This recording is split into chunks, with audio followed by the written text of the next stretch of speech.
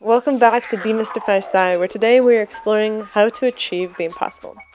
For this conversation, we have with us Jim Keller, who is a microprocessor engineer who's worked at places like AMD, Apple, Tesla, and currently is working on a next generation of AI-compatible chips that are going to be a competitor with NVIDIA for all the stuff that they're doing for artificial intelligence, and also has this wild idea for a startup, which is already in progress, for being able to create a semiconductor fab that is tabletop sized.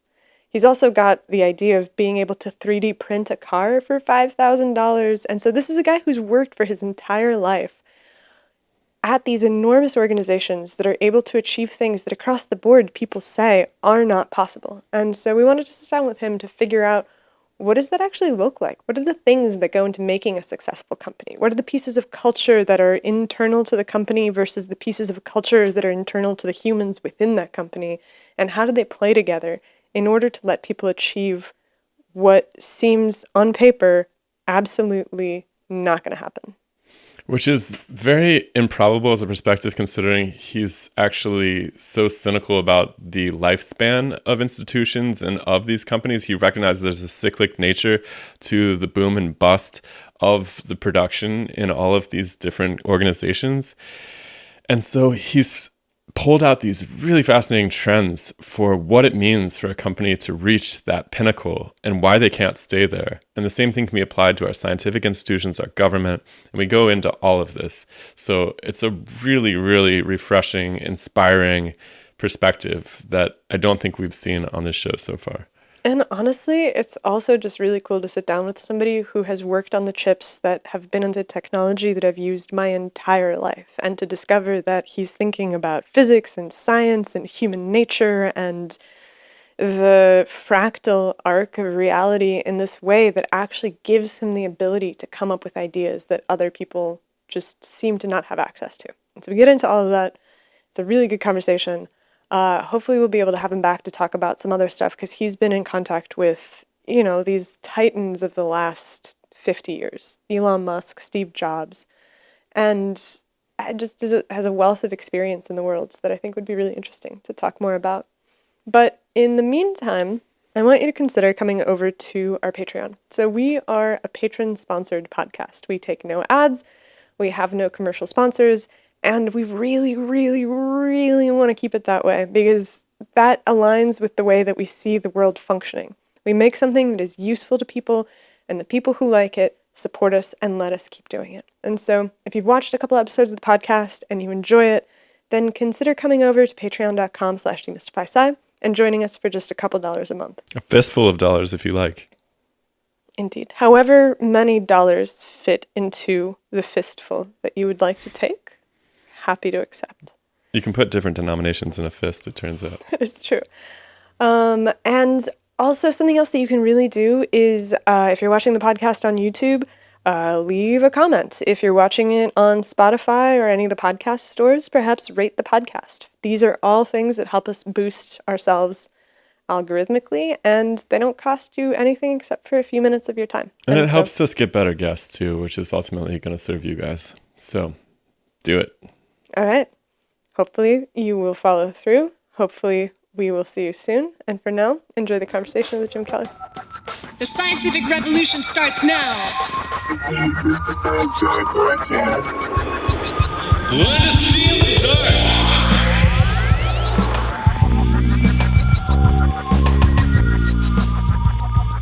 I came across a quote that I think is in a Fortune article about you, where they said that you're really a fan of the Steve Jobs aphorism, which is that once you know what to do, you shouldn't work on anything else ever again. And I wonder about that in context of institutional longevity, because it's really easy for an institution to continuously come up with a new thing to do and keep trying to work on something different. And so in addition to knowing what to do and then working exclusively on it, do you think that there has to be a sense of an expiration date? Yes, probably, definitely. So this is a really complicated question. And then I was part of the demise of digital equipment, which was a great company. And we went from growing and everybody there was excited. A friend of mine's wife said, "What do they put in the water? All you guys do is work or talk about work." It's really fun. And then I've talked about this in a couple like financial analyst seminars recently that like when I joined digital, they were very proud of building low cost open computers and they were winning against IBM. And at IBM, people said nobody went broke buying IBM, and digital was building this lower cost, more open computer that people could buy and do stuff with. And 10 years later, it only took 10 years, they're competing against Sun and Silicon Graphics, who are building lower cost, easier to use computers. And the digital sales guys, some of the same people, I suspect, poo-pooed the Sun systems as toys and cheap and little and unprofessional. And, digital went through like a literal collapse.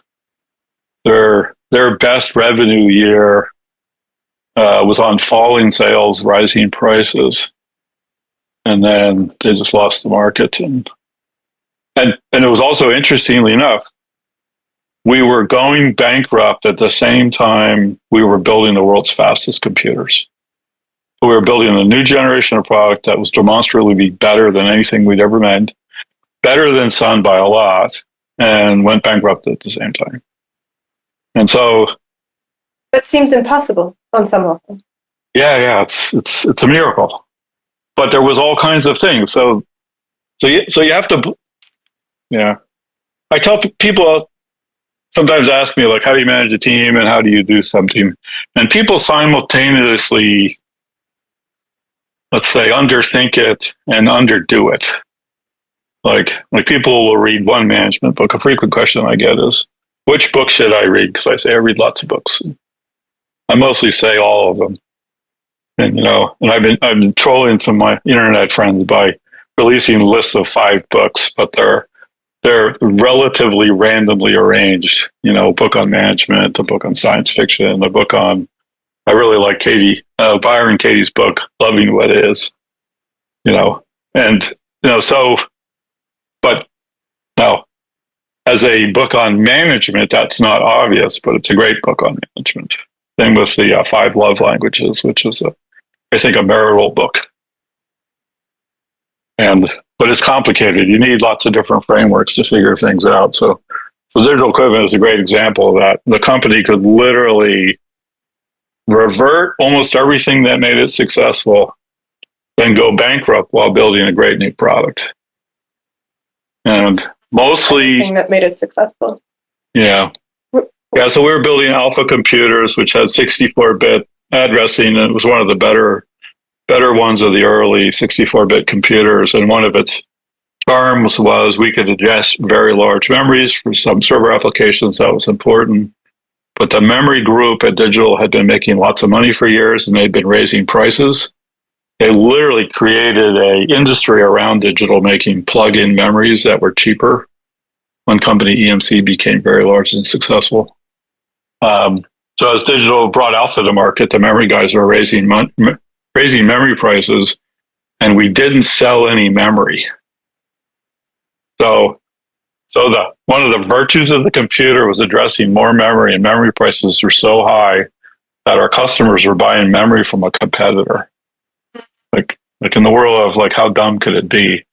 And as engineers, we knew this was happening. And the memory group was working with us to make it harder to plug in memory, and the engineering team made it easier to plug in memory.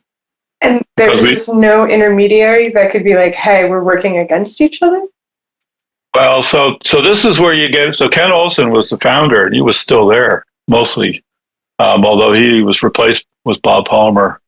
So Ken had this kind of do the right thing attitude and let people go off and do their thing. But the problem is the memory business was a business and the server business was a business. And the memory business made more money by actually lowering the server business substantially. And that's where, the uncoordinated action kill them. Because usually, you would think somebody would say, hey, this doesn't make any sense. We're killing our business by not doing something. But it's really hard, and mostly companies when they're non-founder run aground at some point because founders optimize for the longevity of their baby, and non-founders frequently optimize for their own personal income. So how many people were at Digital Equipment at that point? The peak was 110,000. That is enormous. Yeah. Back in the day, there was market cap was 14 billion. I worked on a computer. The Vaxate 800, we sold $5 billion worth of computers at $500,000 a piece. It was really amazing. So like I said, so you need a couple things. So there's the life cycle story, which is, in human beings, the 0 to 20, you're a kid learning stuff, and then 20 to 40, you find your place in the world, and then 40 to 60, you should at some level exploit your expertise, and then 60 to death, you enjoy your retirement or your enlightenment, or if you're a sociopath, you might continue to operate at some high level of manipulating reality, right? And so companies go through those cycles, and a lot of companies fail long run because they just get old. And some companies get restarted, like, both Apple and Microsoft were essentially rebooted. Apple by the founder and Microsoft by Satya Nadella, which is amazing. Like, nobody saw that coming because that company had seemed to have gotten into they had cash cow products and they were soaking the customers for it. So it's very hard to reboot a company substantially once you pass a certain point. But anyway, it's a framework. And then there's another framework, which is organizations tend towards order. And the order slowly, like a startup is very chaotic. And a friend of mine drew this graph of, the x-axis is chaos at the origin and then order. And then the y-axis is productivity. So for a while, as you increase organizational procedures and process, you get more productive, but at some point you get less productive. And the trick isn't figuring out where you should be on the curve. You should be at the top. It's like, U curve, right? The trick is staying there. Because once you start organizing for productivity, more order always seems like the right answer. And then in a lot of companies, the people who are very good at organizing things sort of outmaneuver politically the people who are good at inventing things. And if there's nobody going, wait a minute, we need a new product. So it's very difficult to escape that trap. And does the size of the company influence that as well? Yes and no. Like there's many companies who go through, never get very big, but still become bureaucratic. But it probably gets harder to avoid it as you get bigger.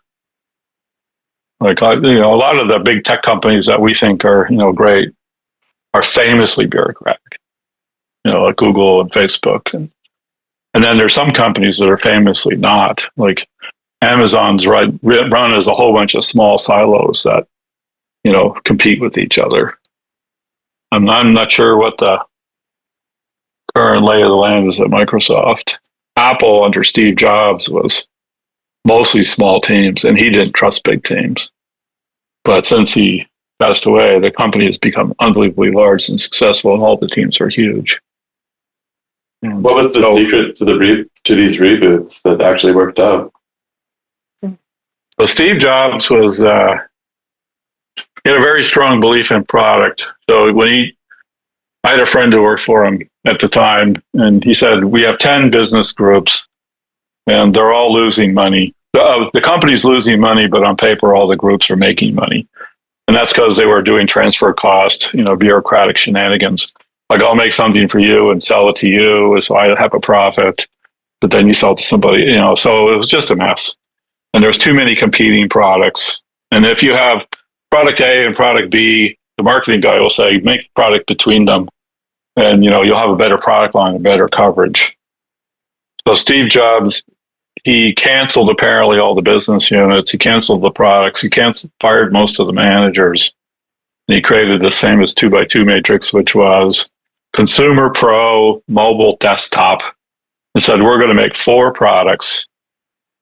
And everybody wants one of those. Like if you're a professional and you sit at your desk, you want a desktop pro computer. If you're working but you travel, you want a professional mobile computer. That was the MacBook Pro, the Mac Pro, and then the iMac was the famous translucent, fun computer for the house. And so he created those, and then he said, we'll make each one of them the best we possibly can, which means we won't get all the customers because there'll be gaps and holes. But you could trust us that if you buy an iMac, you'll be very happy. And then when that was going really well, then they did the iPhone. And then he really believed in the iPad. I was there during the third iPhone chip and the start of the iPad. And then he really believed in TV, and he told us he'd crack TV. But he passed away before he built the product. And I don't know what he cracked, because it wasn't the Apple TV product. He didn't like that very much. But he was very focused on the next thing. And then Steve famously said, so technology is often what I call a set of cascading diminishing return curves. So you go up and it plateaus, and then there's a new invention, you go up and it plateaus. So we went from rotary phones to button phones to touchscreen phones. And each one of them, when it first started, so the first, touchscreen phones weren't as good as the buttons, right? So BlackBerry users laughed at the touchscreen phone people. So the screen was bigger, but your touch wasn't accurate. It was slow sometimes. I had friends that would prove to me they could type faster on BlackBerry than a touchscreen phone. And yet the BlackBerry died because they were married to the old technology. So Steve's point was, when you go from one technology to the next one, you always go down, not up. Right? You're by definition jumping from a highly refined endpoint to an unrefined starting point. That depends on when you jump, right? Because the people who had and that's the thing. As he said, any idiot can show you could wait until it starts to be refined. Now you're behind. So if you wait for other people to do it, you could have a business strategy of being a fast follower. That's actually a business term. But if you always wait, you'll always be second. And when people create new markets, it's amazing. So digital and phones, Apple and phones, we did 64 bits before anybody else. We did high resolution displays before anybody else. We did great cameras before anybody else. We did thin phones before anybody else. And each time it took a couple of years for people to catch up. So yeah, it's a funny thing. So was this was the reboot strategy? Yeah. So this was after, Steve got thrown out of out of Apple, partly because he couldn't work with people, and partly he made a big bet on the Lisa, and then the factory for the Lisa and the original Macintosh, and it didn't go well. And he was famously hard to work with. And so when he came back, Apple bought Next. And Next was Steve's company with a new operating system. So Apple at some point needed a new operating system. They bought Next. And then for a bunch of reasons, I wasn't there. He maneuvered his way back into being CEO, and then launched into a famous reboot of Apple, which by the way is relatively unprecedented. You said that Microsoft managed to do it as well. What was the story there? And that's not a non-founder. Yeah, so Microsoft, everything was Windows. They had Windows, Windows phones, Windows PCs, Windows mouse, and the world was sort of shifting away from Windows, and Windows had a lot of problems. It was going mobile. And they tried to build something called .NET, but everything they did was proprietary early, and the company was suffering. And Satya pivoted the company to being data first, essentially. He got rid of all the Windows groups. I suspect they actually let go a lot of people, including senior management. So Microsoft built this beautiful tablet computer. I know people who made it, but the group that did Office Suite wouldn't port their software to it.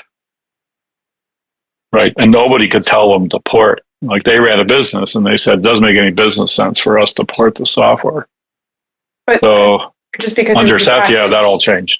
What's just that? because it would be packaged with the tablet when it was sold, and so it wasn't going to make money. No, so this is where you guys have probably read Shakespeare, right? Well, some, not a ton. It's good to read Shakespeare, right? So Shakespeare is always the drama between the king, the ministers, the poor bastards, and the hero, right? And so big companies, when they become bureaucratic, they're run by somebody who then has some number of people running organizations. Let's call them the conniving ministers, right?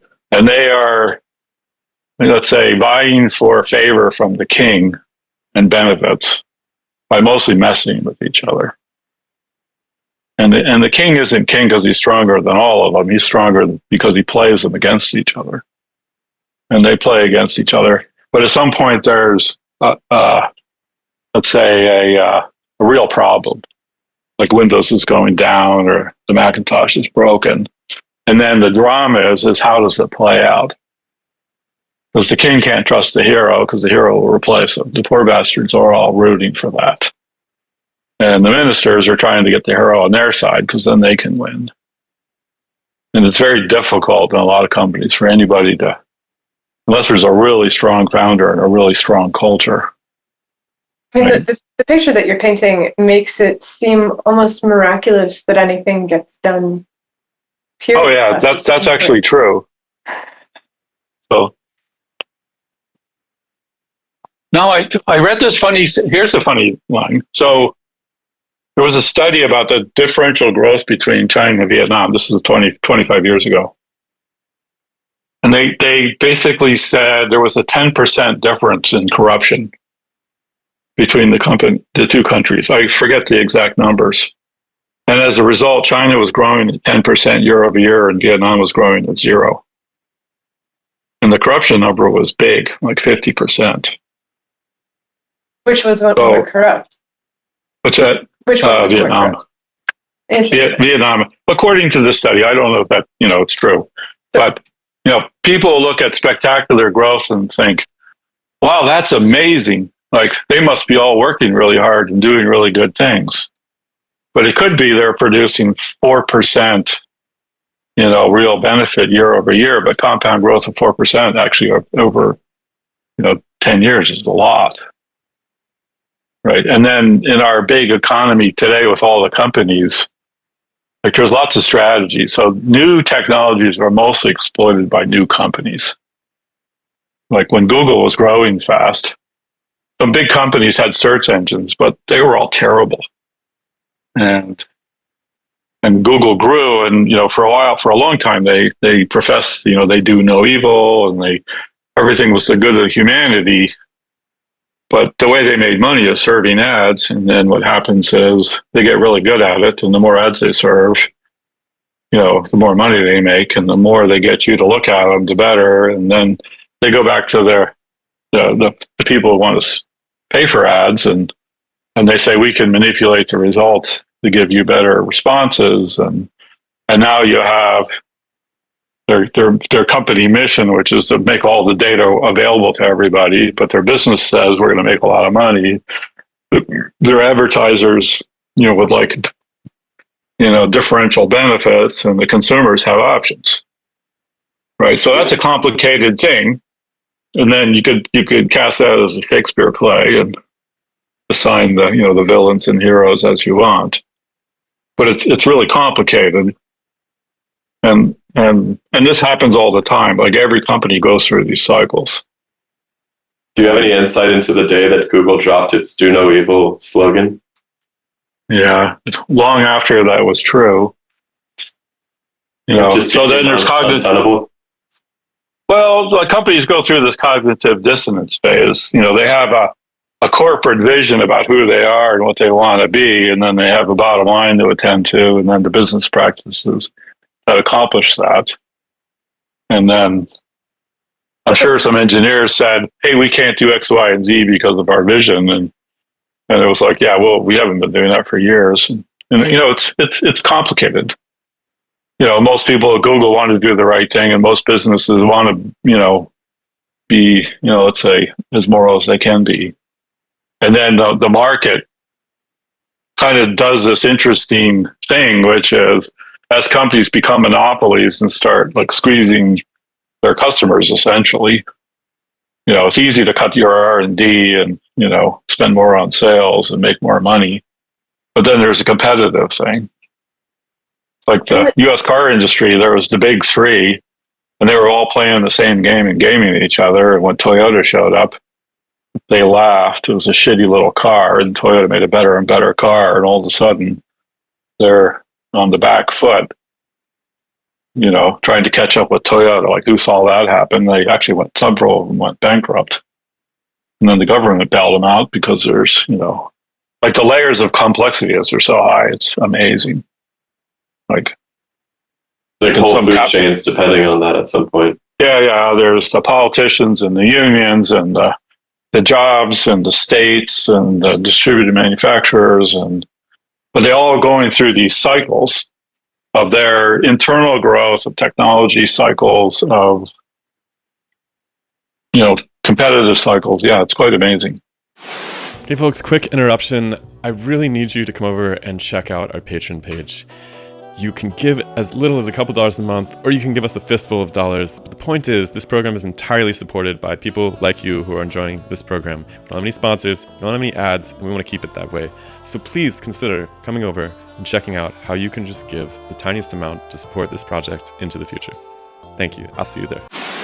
So do you think that you can tell when an organization is starting to get to the place of decline early? Or do you think that it's always something that you can only really tell once the decline is fulfilled, and then you look back and kind of match things? Like, is there a predictable time length even? Is there a time scale? Is it size dependent? I'm not even thinking necessarily about time scale, though that would be interesting. I'm thinking more just about in terms of predictive measures. In terms of things that happen, like patterns that you start to see emerging and people starting to behave in certain ways. Like you're talking about digital equipment where you have the branch that's dealing with memory and the branch that's dealing with servers completely operating at odds with each other. Yes. That serves as this harbinger of chaos to come unless somebody can come in and make the vassals behave, so to speak. Yeah. So in retrospect, it's way easier. Like somebody said, the past the banker, they were going to bankruptcy, and they said it happened slowly at first and then all at once. And that's often, so digital went through this rising revenue on falling unit sales. That's a really good sign. You see companies, I worked at a company that was basically capitalizing costs. So if you build a product and you have to buy a component to put in that product, that's an expense. But if you build a factory to build that component, that's capital, right? And so for financial accounting reasons, capital is deductible and viewed as a good thing. Capital is an asset, whereas expenses are a problem. And so as companies get big and mature, they get, let's say, sophisticated economic tools, and some of those are really good because we have complicated tax rules and international business rules and reporting rules, and you have to know what they all are, and you have to play the game. Otherwise, you won't report making any money. But the nominal timeline looks something like the life cycle of a human being, which I said is 20 years, 20 years, 20 years, 20 years. But some of that's accelerated. Like lots of startups go through 5 to 10 years of you're finding their real place in the world and then ramping. Some companies ramp really quick. Like Google will probably be wandering around for 5 years. Like they were making real progress and lots of people liked them, but they weren't making any money. And then they ramped pretty hard for over 10 years and 15. And they still make lots of money. Seems like that's happening to a lot of the AI companies right now, right? Like OpenAI and Anthropic, their ramps are super big, right? Yeah, that's so there's another phenomena. So independent of the business cycle, there's kind of hype cycles. AI is has a strong hype cycle, partly because there's a lot of revenue and market cap, based on it. So there's a little FOMO going there, which is, let's get involved and do something. How much of that, can you tell how much of it is hype and how much of it is real? Because, I mean, you obviously can't really trust the representatives of a company to tell you accurately what's happening or what will happen. The promise is these massively intelligent, general intelligence machines that will one day outshine humans, and everybody's pointing to the exponential curve, and like it's going to continue forever. But anybody who looks at exponential curves also knows that sometimes they're logarithmic and they just stabilize. Yeah. And so, they're S curves, not exponentials. It's pretty, right. And it's hard to say. So in the internet boom, there was a whole bunch of companies who clearly had to achieve some network effect to be successful. So two good examples. One early was PayPal.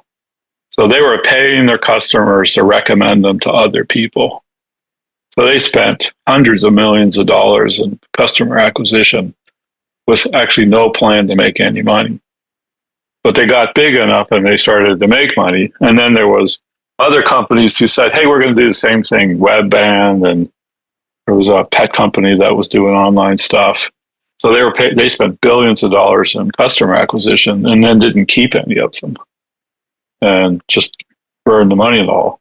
And Uber was the same way. Uber spent billions of dollars in customer acquisition. And, Uber used to be a really good deal compared to a taxi on price. Like the convenience is a huge win, but the price was also better. But when they slowly started working at making money, and they had acquired enough customers that the argument of customer acquisition was kind of dumb, they started raising prices. And now it's not obvious that they're cheaper than taxis. They're more convenient. And we got used to them. And then they're, 10 years of spending money to get customers, they put a lot of taxi companies out of business. But, it's not always obvious which way it's going to go. There was a lot more Webbands than there was PayPals. But these are, business cycles, which are really interesting. The internal dynamics. So humans are, when you build organizations, humans are very good in groups of 5 to 10, because that's essentially a family group, and we're very good in groups of like up to 100 or so, because that's like a tribal group. Like we can map them really well. But when you want to grow past 100, suddenly you need a whole different level of infrastructure, because now you have one group working on something to deliver with another group where they don't know anybody. And this is another one of those dynamics when you have a strong vision and you're growing fast and there's too much to do. Sometimes those organizations grow naturally. Sometimes you really have to work on it. But then when a company slows down and you have all these little groups of people who don't know each other very well, and they're exchanging, work for a boss for some reward, that stuff can get gamed pretty hard. And then companies become bureaucratic. And then there's the famous line about bureaucracies. Like bureaucracies are inevitable as human beings, apparently. And, it's not whether you want one or not, it's how you manage it. Because at some point the bureaucracy will, like somebody said, imagine a bureaucracy is always run by your worst enemy.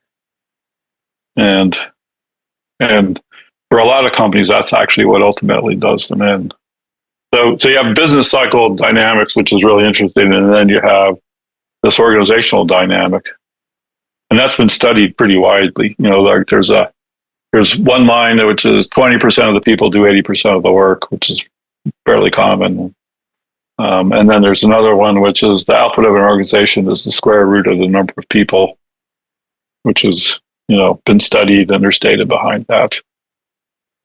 And then you might say, well, then we should keep the group as a whole bunch of small teams. And some people do that, but sometimes that's impossible. Like you're doing something really big and hard, and you actually have to figure out, like, well, 1,000 people isn't as efficient as 100 people.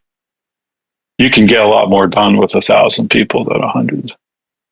And is it just that the challenge with technology and large projects is that you can't break a project down into small enough chunks that you can get people to work in these small groups? Like I'm thinking for, really complex. No, that's actually, you put your finger right on it. Like one of the fundamental things is humans aren't very smart, and we're not getting any smarter. So we don't solve harder problems because we're smarter, period. I've been working in engineering for 40 years. I don't see any evidence that anybody's any smarter. Some of the tools we have are really good. Do you see evidence that people are dumber? No, not really. Okay, that's good. That's really... No. I was sure the answer was going to be a yes, but that's good. I have an aunt who's very smart and very well read, and she was complaining about young people. So I found this letter and I read it to her, and she said, "That's just it.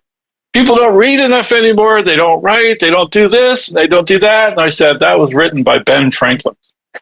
It's such a great, you could probably go Ben Franklin's letter about, the inadequacies of young people. So when you think that mostly just tells you your age. Well, so all human beings around 50 years old or so start to suspect that 20-year-olds aren't very smart. I've always been an old soul, so I'm early at that arrival. So you might, so if you're early. But it really depends on where you go. Like we hired college kids at Tesla. They were so smart and hardworking and ready to go. And then and I talked to friends at another big company, and the people they hired for college, to be honest, weren't very good. Well, that's because the students were selecting based on the company. Right. The super smart ones wanted to go test their metal at a place where they knew they would be stressed. Right. And the students that were sort of average and wanted to go along and get along and get a good paycheck were picking a company that was literally easy to work for and do nothing. And I'm just thinking, I was looking at that's a really funny hand drawing diagrams for, I think it was like rocket propulsion systems before they had computers. And so it's this photograph of this gigantic piece of paper. And there's like 5 engineers that are hand writing the calculations and drawing trajectories. And I look at that, and to me, it seems objectively like a harder thing to do than if you have a computer that can do the same thing for you. And so it's like, if the computers are picking up the slack, then you wouldn't be able to notice the difference. But if you were to take the computers away, would we still be able to perform at that same level? And that's the part where I'm not 100% sure. It really depends. So you could probably coast way further knowing a whole bunch of programs and tools. But the Tesla rocket engines are way better than the ones they built in the 70s. They're just way better. And they produce them for 10x less money, 10x less hours. They're reusable. They're more efficient. Like everything about them is better. They're not even close. Modern cars are so good. Geez, I was in the Hyundai factory recently. The time to go from basically what comes into the factory are these rolls of steel, and they're random millimeters thick depending on the parts. And 4 hours later, there's a car. All stamping's done. They have a machine that unrolls it, cuts it, stamps it, knocks it out. They basically take every part and scan it with laser beams, and you can mark them up and correct them and tweak them, and then the robots that put the pieces together and spot weld them all together. The damn things are near perfect. Incredible. Stamping machines are great, by the way. So they've been using stamping machines forever. Right. Like stamping machine is literally you carve a shape in a hard surface and then put a big weight behind it and drop it on a piece of flat sheet metal. And sheet metal. Also the number one cause of workplace accidents. Finger lossage and so forth. Yeah, the modern stamping machines are all operated by robots. They don't let people near them. Yeah, stamping machines are tough. Yeah, I got a friend who works in a donut factory, and they're always losing fingers over there. It's the worst. Yeah, stamping donuts. That's amazing. Yeah, you got to come from somewhere. Well, and then when you build a factory with robots, then you worry because the robots are so strong and they move so fast that they'll take people apart. So then all the factories are like built with this is the people zone and this is the robot zone. But pretty soon robots will be smart enough not to whack people. Like all the robots will see. But at that point, But anyway, it's like the robot containment zone as well. What's that? I said, but at that point, when they're smart enough, they can escape the robot containment zone as well. So that's a double-edged sword there. It is you a double-edged worked sword. on some of these, right? Didn't you work at Tesla on some of the the first? Were you freaked out about these possibilities when you were working on that system? Yeah, so I ran the hardware, the autopilot chip hardware team. So we built the hardware 3, it's called the hardware 3 chip, and started the hardware 4 chip. And then also started Dojo, the Tesla supercomputer. And then for a while, the autopilot software team reported to me, but that was sort of, a random thing because Andre Karpathy mostly worked for Elon, and some of the software team worked for me, and some of them worked for Andre, and we messed around. So that's a different question. Am I freaked out that robots or super intelligent computers will impact humanity? No, just these Teslas, these self-driving cars, right? It seems like whenever you introduce a new technology, somebody's going to have to figure out what's wrong with it. Like airplanes are a good example, right? They're when they first build these jetliners, they're falling out of the sky all the time, but now they're some of the safest ways to travel on the planet. And I remember there was a few, maybe actually I only remember one really bad incident with a Tesla car mistaking an intersection, or a truck pulling out for an intersection at an intersection for white or gray sky or something like that. And so there's been a couple of problems.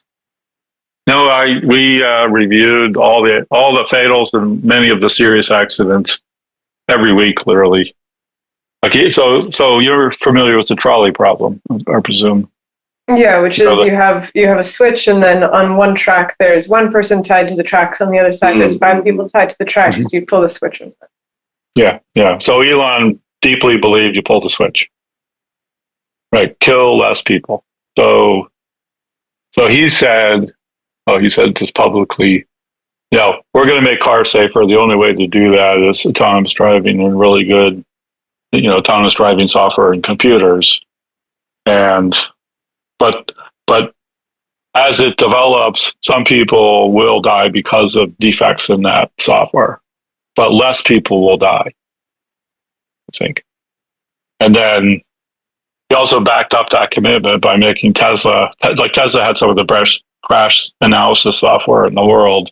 And then the way they built Teslas with the battery pack in the floor and the crush frames in the front and the back of the car, and made it really safe. And so they were one of the first to 5-star, crash certification, which is actually mostly a real thing, by the way.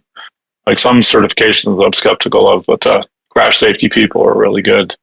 And then the side impact crash, and then there's a really wild graph, which the fatalities versus speed graph. So over 40 miles an hour, you mostly die, and under 40 miles an hour, you mostly don't. And so the mission was A, to raise the speed where you mostly don't die, and B, lower the speed of the car really fast in the event of a detection of an accident.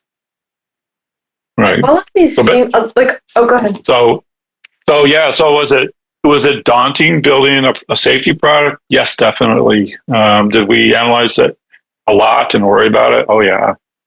So one of the guys who worked for me, there was a radar product we had that mistook a truck for a sign and rejected. So the problem with radar, it's relatively low resolution, and a small object with the right geometry can look like a very big object. And so the radar's problem is false positives. So they reject lots of false positives, and it rejected the truck, and the person died. And then when we took the software apart, we figured out why. Like the filters, the software using weren't very good. We rewrote the software so that we would detect that truck properly, and some other situations where the radar was not doing that good. How safe are they at this point, these self-driving softwares, compared to the average driver? I don't know. I see Waymo and Waymo driving around San Francisco with no people in the cars, and I think they're relatively good. They overkilled it really high on sensors and compute. Tesla Teslas are not there yet. I have the newest version of the self-driving software. It's pretty good. I really like it, but I wouldn't let it, drive to work. You wouldn't take a nap in the backseat. No, I definitely would not take a nap. But it's coming along. And then, like Elon's belief is it's going to go in every single car, so it can't cost $50,000. So the Waymo solution is really expensive.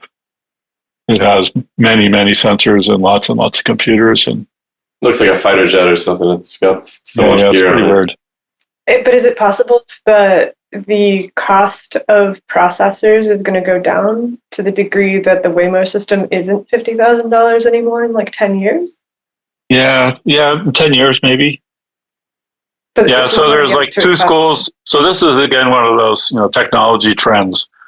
So sometimes you say, well, I'll build a computer or a system big enough to do what I want, and then I'll cost reduce it over time. And then the other is I'll build the solution in the size that I want, right? And then work to make it, the functionality fit the budget, right? And if you look at computer technology over a long enough span of time, it definitely started with we'll build it enormously expensive and enormously large, and then we'll scale it down. Is it just that we've gotten to be sufficiently geared out that we can start working on technological problems from the standpoint of now I have enough components that are small enough and advanced enough that I can build small from the get-go? Yeah, well, there's a funny trend line. So like every 10 years, we went from mainframe to mini computer to workstation to PC to mobile.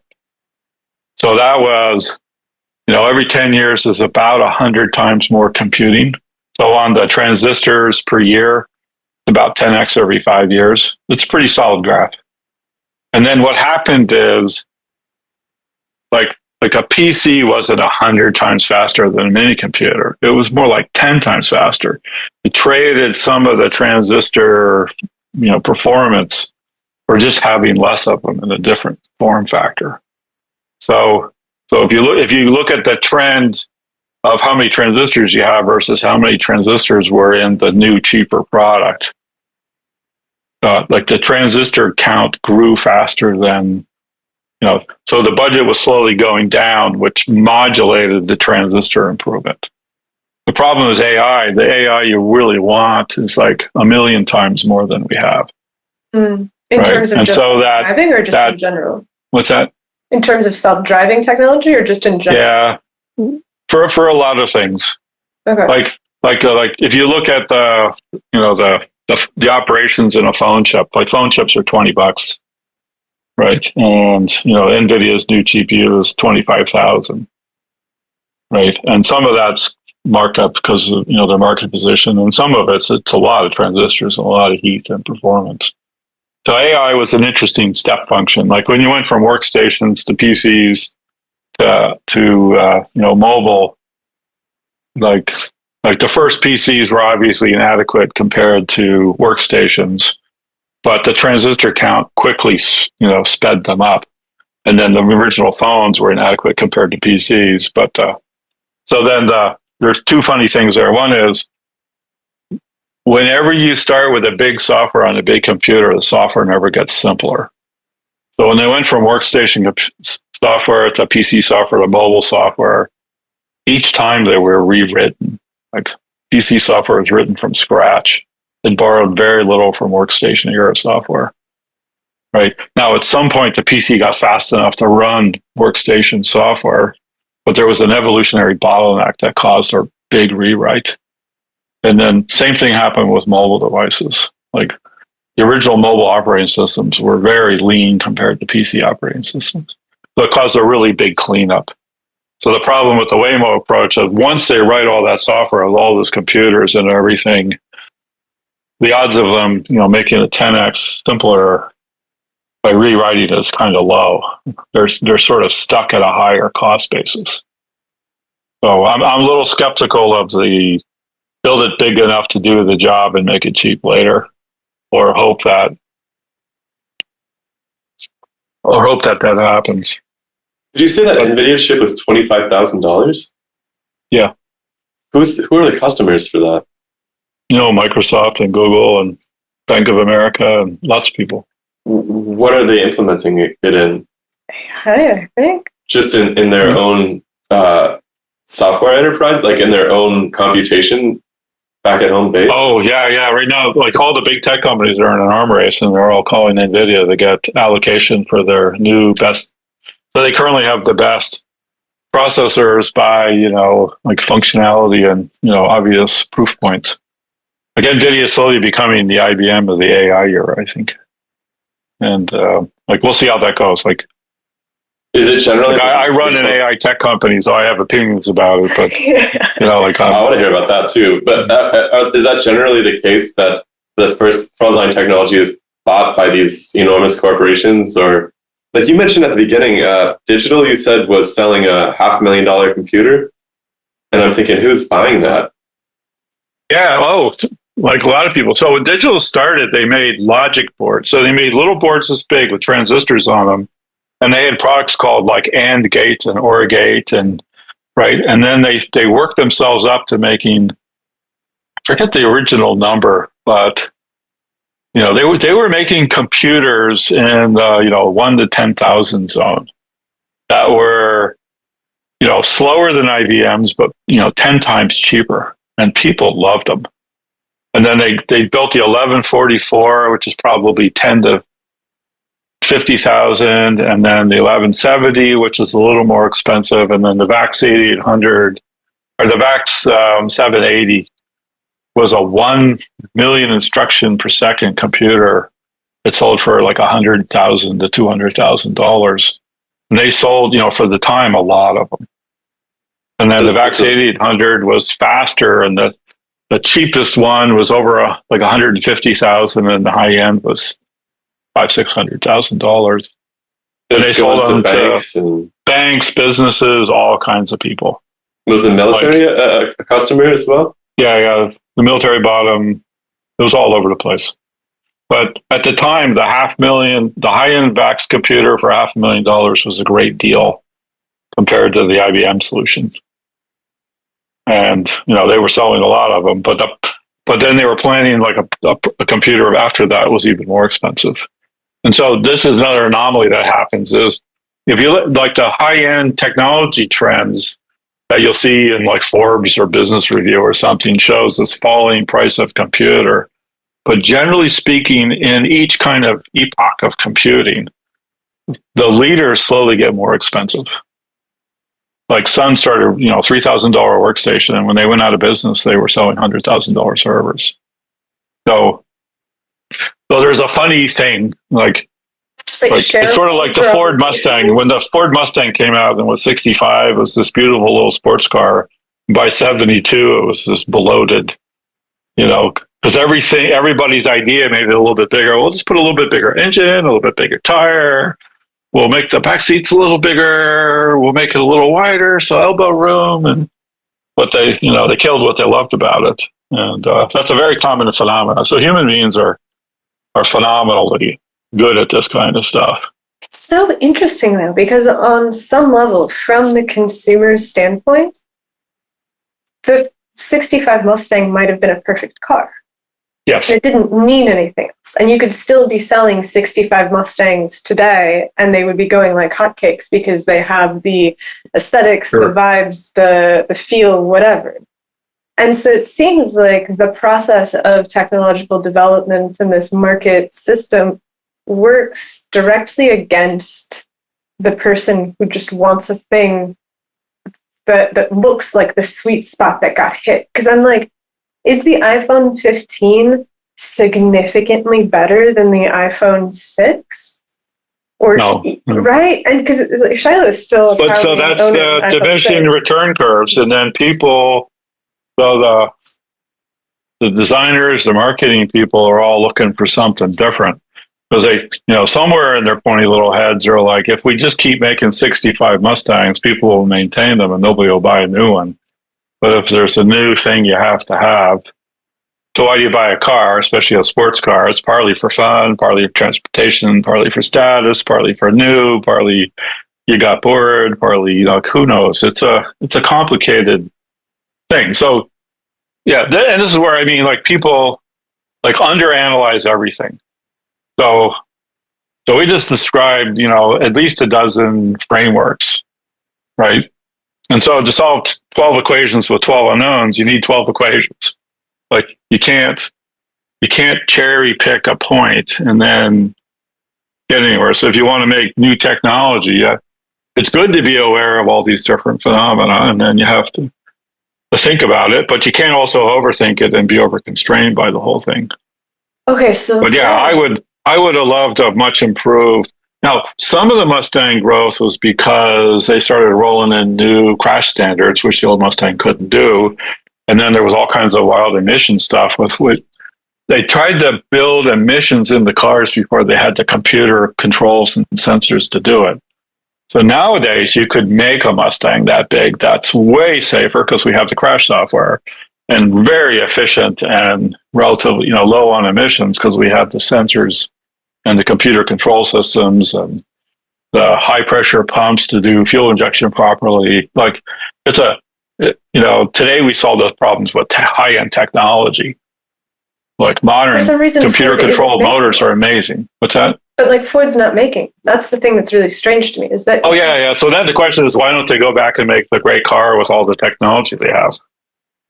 I don't know. The guitar manufacturers do it. That's actually a really funny trend right now. It's like reissuing, the 54 Strat or something like that, and they're selling really well actually because they just couldn't improve, and they're literally rewinding all of the coils to spec, and everything is like exactly how it was, and people are just loving it. Is it all exactly? Because they're still expensive. They're high, like they're high-end American products compared to some of their cheaper lines and stuff. I think that they really do go after the original as much as possible, from what I can tell.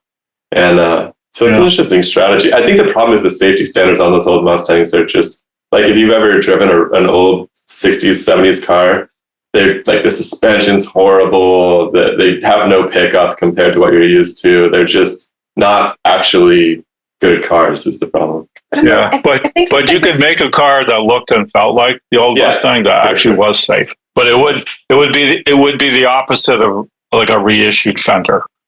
The reissued fender, you could make exactly the same guitar and somebody would love it, whereas the reissued Mustang wouldn't look like, even the metallurgy of the steel would be completely different, and it would be so much better.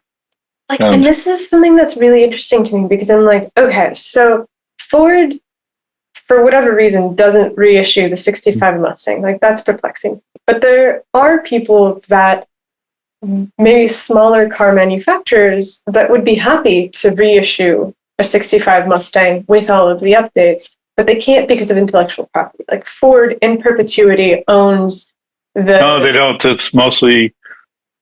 You could probably copy it. There's a difference between copyright law and patent law on this one. I don't know what the intellectual property is. It's impossible to introduce a new car. We were talking to Warren Musler. He tried to do that, right? He built this car that was way better than all the competitors, and it was just impossible to bring it to market. He seemed perplexed by even what had happened to him, but it seemed like it was really held down by a kind of old club. And it's very difficult to edge into that. Okay, so fine. Like, I think that the way that trademark law works is that if Ford owns the trademark to the Mustang and the design of the car is not functional, then nobody else can copy the look of the car, because the only things that aren't protected by trademark are things that are not... That are functional. Yes, yeah. Sorry, that's a double negative. Trademark protects... non-functional appearance-based things. Yeah. And so the look of a car is protected by the trademark that they own over it, unless somebody can prove that the look of the car is functional, in which case trade dress doesn't cover it. But let's think about something that's more recent, like the iPhone, right? So Apple doesn't make iPhone 6s. So if you want an iPhone 6, you have to get one that's old. And they're manufactured in such a way that they're hard to repair, and so by the time that you get an iPhone 6, like, none of the operating system works on it anymore. It's very slow, like it's buggy. You can't really repair the components easily. is there some space to separate out the companies that generate the ideas and then the people that implement them, so that somebody who, like Apple, comes up with the idea for the iPhone, then allows other people to make iPhones because they've moved on from inventing the iPhone to inventing something else? Or is that just a complete socialist pipe dream? Well, some of this just happens over time, but it's longer time frames. So this is just my belief from history. 100% of the current companies will all become defunct somewhere in the next 10 to 50 years. Like there's like essentially zero companies left from 100 years ago. I think General Electric is one of the few. All you might think Fortune one. Yeah. There's the biggest companies during the expansion westward were all windmill manufacturing companies. Yeah. Yeah, and then there was the oil and oil, steel, railroads. They were the high tech. They were the booming startups in the early to mid 1800s, and then they were the oligopolies that ran the United States and literally lent money to the U.S. government to keep it afloat. And you can imagine how shifty that whole thing was. They literally called them the robber barons, but then their descendants created all these foundations. So now people go to the Ford Foundation and Carnegie Mellon University, and, but those companies are 100% gone. And that cycle will repeat inevitably. And then some of that will create space for people to make new phones and stuff. But some of the devices, like nobody really wants an iPhone 6 because an iPhone, 12 is good enough and cheap enough and serves the need. And, we're transitioning to like a different kind of computer. In 10 years, it'll be AI computers that we deal with. And the question is, who owns them, who controls it, how do you build them, how many companies are there, who are the players? And it's going to be kind of wild. And I don't think it'll be many of the current big players. And some of the current funded startups may be the ones, but some of the companies that lead the next generation, you might not have heard of yet. So, is this so then there's this is again, this is another one of the, sorry, go ahead.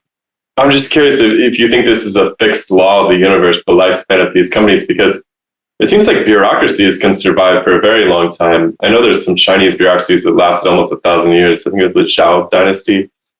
But it doesn't seem like necessarily the organizational structure is dated, right? It doesn't have an expiration date as much as something else about their inability to adapt to the needs of new customers. What is that? Yeah. Is it possible to there's it? Well, I don't know if you want to. Well, like the first step is understanding it all. So so business bureaucracies have self-limits because as companies become bureaucratic, they don't respond to the market. They consume all their revenue for nonsense, and they go bankrupt, right? So then there's these quasi businesses like utilities, which are horribly run, or big companies like Ford and Chrysler who have such big unions and political clout that they got bailed out by the government despite the fact that they probably should have been bankrupt. Now, they will tell you that they paid back the loans. And I'm not an expert. Maybe they did. Maybe it was great. And but then government bureaucracies are a little funnier because they're not funded by their success. They're funded by taxes. And oddly enough, the worse they do, the more they spend and the more they tax. And so until it starts having such a big impact that there's some either kind of internal political push or, in fact, they failed so badly that, they lose a war. Like historically big corrupt countries, didn't end well, as it were. But those cycles can be longer. And then there's some bureaucracies, like there's some Japanese companies that are hundreds of years old. And some of them are successful, but some of those are family businesses where the families escaped. In the Western world, like family money only lasts like 2 or 3 generations. The up and comer guy who made the money, his descendants do very well if they keep growing the business, but at some point they start dividing it up and and the children are raised in luxury and they don't try very hard, and then some of those families famously go bankrupt quickly. Is that just a cultural difference, East West? I suspect most rich families in Asia also go bankrupt the same way as over time. So, but these ones, I'm not enough of an expert, but I just like there's some famous families in Europe that are also hundreds of years old. That's true. But if I remember correctly, these Japanese companies are not like big tech companies. They're like a pub that's been run by the same family for like 1,000 years. Really? Yeah, like some of them are. Yeah. Like I think that the oldest company that I know of continuously in Japan, I think is Nintendo. What's that? Nintendo? Nintendo, yeah. I mean, yeah. Nintendo was definitely, it was not a handheld game company like 300 years ago. So yeah, so they became very famous for that. In 1889. What's that? Nintendo was founded in 1889. Was it board games or what? Playing cards. Yeah, and was it Nokia was a rubber company. Yeah, they became famous for phones. So sometimes they transition, but it's so again to the socialist point. I don't know. People work really hard when they see personal benefit and personal goals. Like most people don't work for money. I don't know anybody that works. Like once you're successful in high tech, you're not working for money. You're working for goals, for interest. Somebody said once you have $100 million, you buy a couple houses and a ranch and a boat and a plane, and after that, like none of the really rich people work for money. And most of them, it's sort of like the money exists, but it's more like stewardship of an asset, right? Like the people who have assets, they invest it or they make decisions about it, or it's a complicated thing. And then the question, when you have assets, who should use them, and what does it even mean? Like if you're a big shareholder in Tesla today, what do you own? Well, you own the production capacity that employs 100,000 people around the world making millions of cars. And you mostly don't just spend that money because if you sell your Tesla shares to spend the money, you don't own a Tesla anymore. And if you own Tesla shares, your money is in a factory that's making cars. So it's like what does asset ownership mean is a complicated thing. And generally speaking, there's producers in the world and consumers, and the consumers mostly don't produce anything. Seems like there's a flaw in the design of these corporations because the arm of the corporation that's invested in making money and selling stuff sometimes works at odds with the department that is innovating and coming up with new ideas. A new idea is always less profitable than an old idea that you can just iterate and sell a little bit. Yeah. And so has anybody managed? That's called creative tension, I think, not flaw. Creative tension? Yes. Yeah, the creative tension between should you produce what's making money now, or should you invest in something new? And by the way, companies go bankrupt on both rails. So they don't make the new product, and then nobody cares about them, right? BlackBerry, like who cares about touchscreens? It didn't work out so well. And then other people invest in all kinds of new stuff and it doesn't work out. And you kind of look back and you think if they just kept making comfortable shoes, they'd been fine. And so it's sort of like the same graph of like what percentage of humans have descendants after 10 generations. The answer is not very many. What percentage of corporations are successful after 100 years? Essentially 1% or something. But that's because we live in a very experimental universe. Like the number of things that can go wrong is like essentially infinite, and then the percentage of things that could go right is relatively low, and often very dependent on luck in the current state. So like the iPhone 5 years earlier had been dumb. As a matter of fact, they tried it a couple of times and the technology wasn't there. But when they finally did it, it was pretty good. And it seems like that might be and there's some inverse of that, which is that when the winds shift and you have a model that works, you're kind of screwed. Like we were talking earlier about Google being an ad serving business. At the end of the day, the goal is to get you to look at ads, and those ads are how they make their money. But with generative AI, you can go ask the same question to ChatGPT or Claude or whoever it is that you're using, and there's no mechanism for serving you ads through that. Oh, there already is. There is. Oh, I have friends. They're sending me screenshots of they did a search, and the search said, "Oh, you might be interested in this article in the Atlantic," or the AI models are fine tuned with their advertisers' data. So no, don't worry about that. Even worse, like movies and everything. So when you're watching a movie, even worse, even better. Hard to say. Depends on your perspective. So you know how Coca-Cola famously paid, Marvel Studios all this money to put a Coke can on a table. Well, that only works for a certain segment of the audience. Like some other segment of the audience wants to see a can of, pork and beans.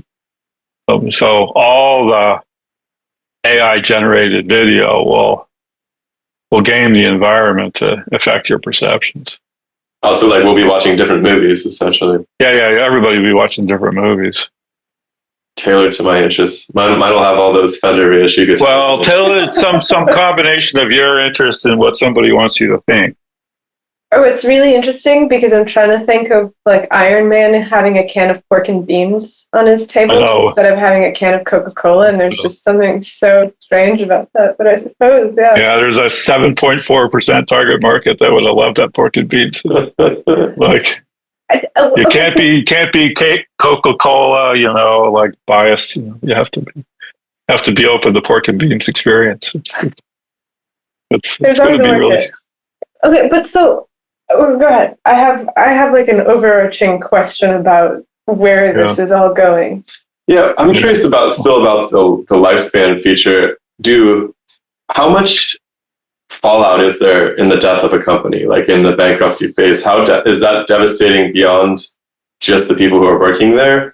And is there anything like an end of life plan for companies, or is this all sort of surprising when it happens, even though it's completely inevitable? Is there like a binder that people pull out, which is like, in case of the end, do this?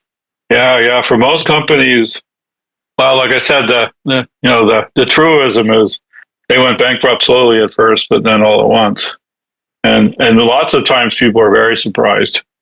Now. So there's the question of what if anything should be done about that. So like most companies pivoted. So it used to be you worked for a company for 30 years and retired and got your pension from the company, right? And that now that's 100% over. All your pensions are what's called portable pensions and earn 401ks or IRAs. And so as you work there, you invest. And maybe the company, if it's a great company, invests in your retirement fund, which you own. So that's good. And then depending on, dumb luck and everything else, that may or may not grow with the stock market. So that's a thing. Some companies get propped up because it's like too big to fail. But then you have the opposite effect, which is why do we prop up big banks and financial institutions? Because it didn't make them better companies. It basically taught them the valuable lesson that financial management was, for babies, and they can get away with anything. And so that's where you get into the complex relationship between investors and companies and governments and regulators and revolving doors between regulators and companies. And my personal view is it would be better if companies failed more often. And, you could imagine a regulation to say the life cycle of a government organization should be more like 30 years.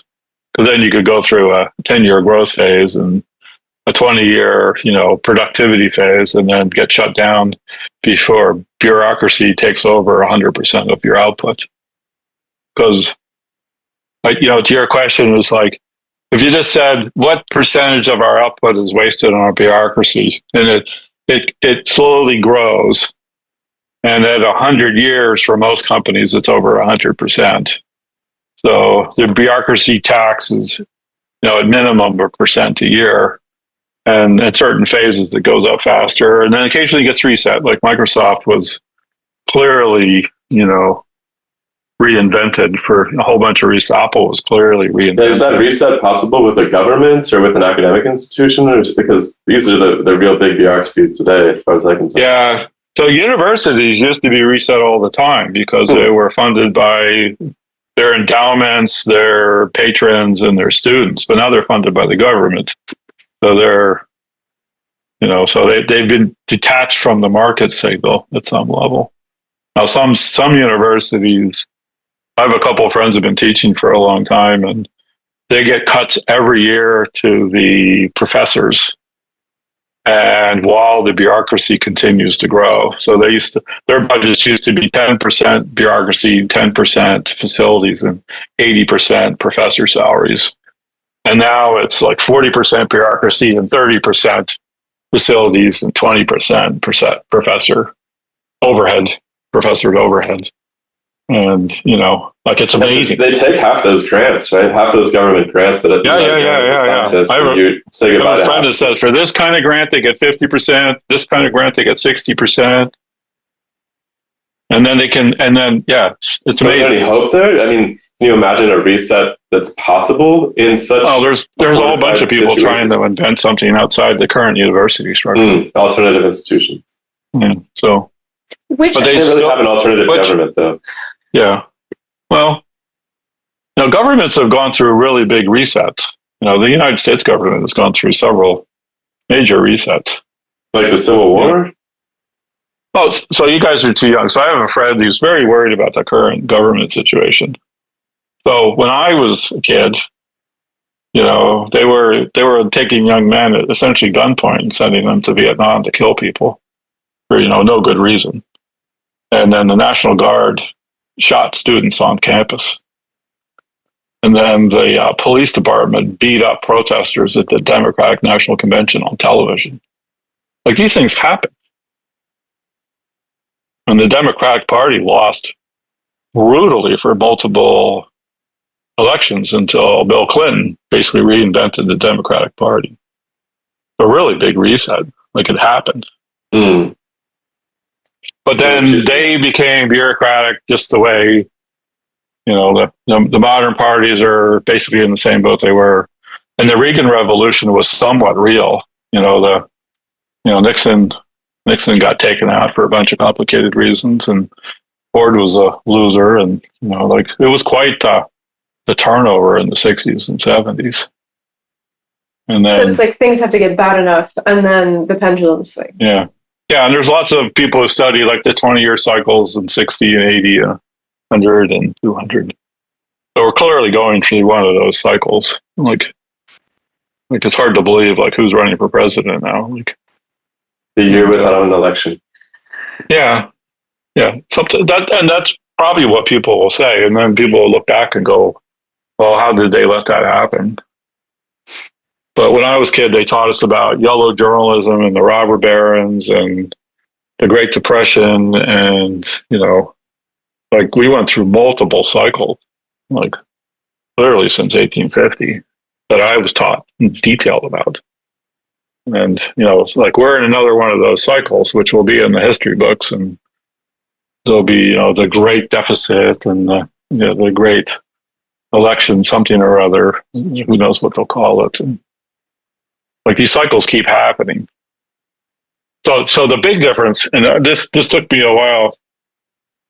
I was talking to my friend because he's very anxious. He's younger, 30 something, and I think everybody has that. By the way, what's that? I think every single person listening probably has at least one friend that's in a similar position with respect to the government situation right now. Yeah.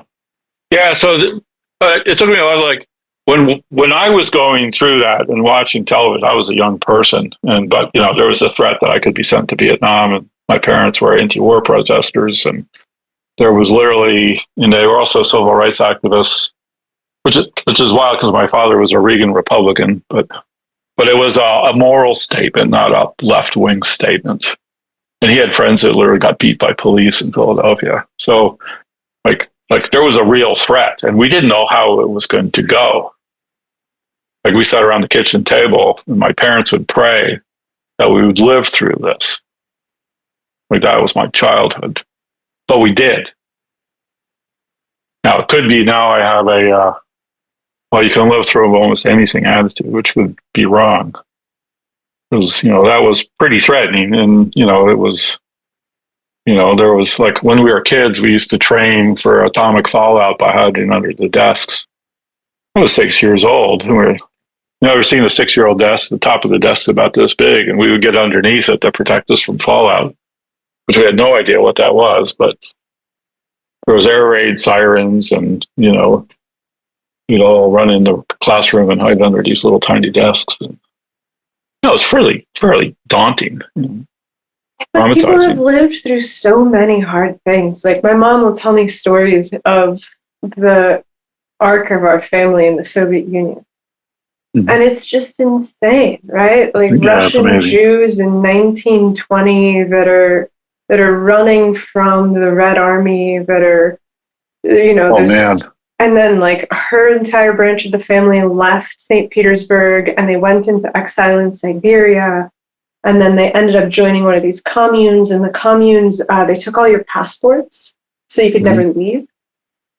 And so like the husband of the family was either killed or arrested. And it was this woman with 8 children, no food. She can't leave because she doesn't have any of her papers. And she manages her dad would tell her stories of they would gather wild hemp seeds and squeeze them for oil. And that was the only fat that they would be able to get. Mm-hmm. And yet they made it, right? Like my parents live in California now, and the memories of everything that they went through have kind of faded into the background. And so I've developed this feeling about the political shifts, which is like, yeah, they happen, but life exists on the foreground while all of that stuff happens sort of in some ways beyond our control. Like these are systems that run. And our task is to figure out how to do something meaningful and worthwhile, despite the fact that the background is so insane. So this gets to the philosophical point, which is, these cycles exist. So the Nassim Taleb is like, the harder you work to keep it frozen, the worse the end is. The long tail event, like in the financial world. Trying to regulate the system to avoid crashes makes the crash worse. Now, may in fact put it off. And then there's, the rate of tension between should you crash early and often and then deal with it all the time. But then you have smaller ones, or should you try to build a robust financial system that, avoids that. And the same with political systems. Like, the United States, for the most part, has had a pretty dynamic political system, but the current alternatives seem, there's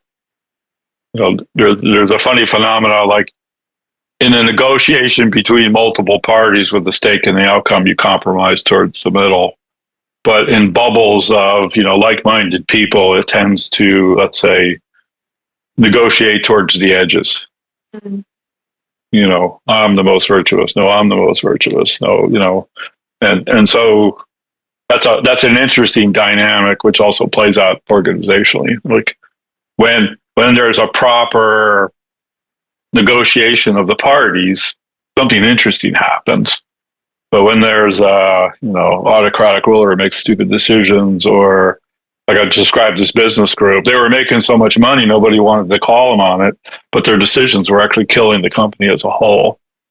And, these systems happen at multiple, like I have a belief that these systems play out at multiple levels. So, like how family dynamics work with a small number of people looks a whole lot like the small team dynamics work, which looks a whole lot like how extended family dynamics work. And that's because we're humans. Now, if we weren't humans, say we were beings with 1,000 life cycle and we didn't have families, and we could keep track of like 1,000 numbers in our head instead of 7. Would our dynamics play out differently? I think they'd be a lot different. But the dynamics that we live in play out the way they do because of our biological, grounding and our evolutionary process and we co-evolved with our culture, which gave us mental capacities for a whole bunch of things. And we co-evolved with our lifespan, which gives us, let's say expectations and pretty deeply ground ideas about what to do. So it's and you have to understand like 10 levels of that to make any sense out of anything. And so there's something that's really crazy that's happening right now, which I think has been a continuous project since the invention of the first computers, which is to create a fundamental shift in the biology of humans. Like, I don't necessarily think that the first people who sat around and were asking how to build a computer had this in mind, but I see it as this emergent step in the evolution where we had the dream of being able to make a machine that could think. And the first iterations of those machines were only able to think in very basic ways according to the way that we programmed them. And then progressively, we increase the speed with which they can think, the number of complex processes that they can run, but still you're limited by the fact that it is, garbage in, garbage out.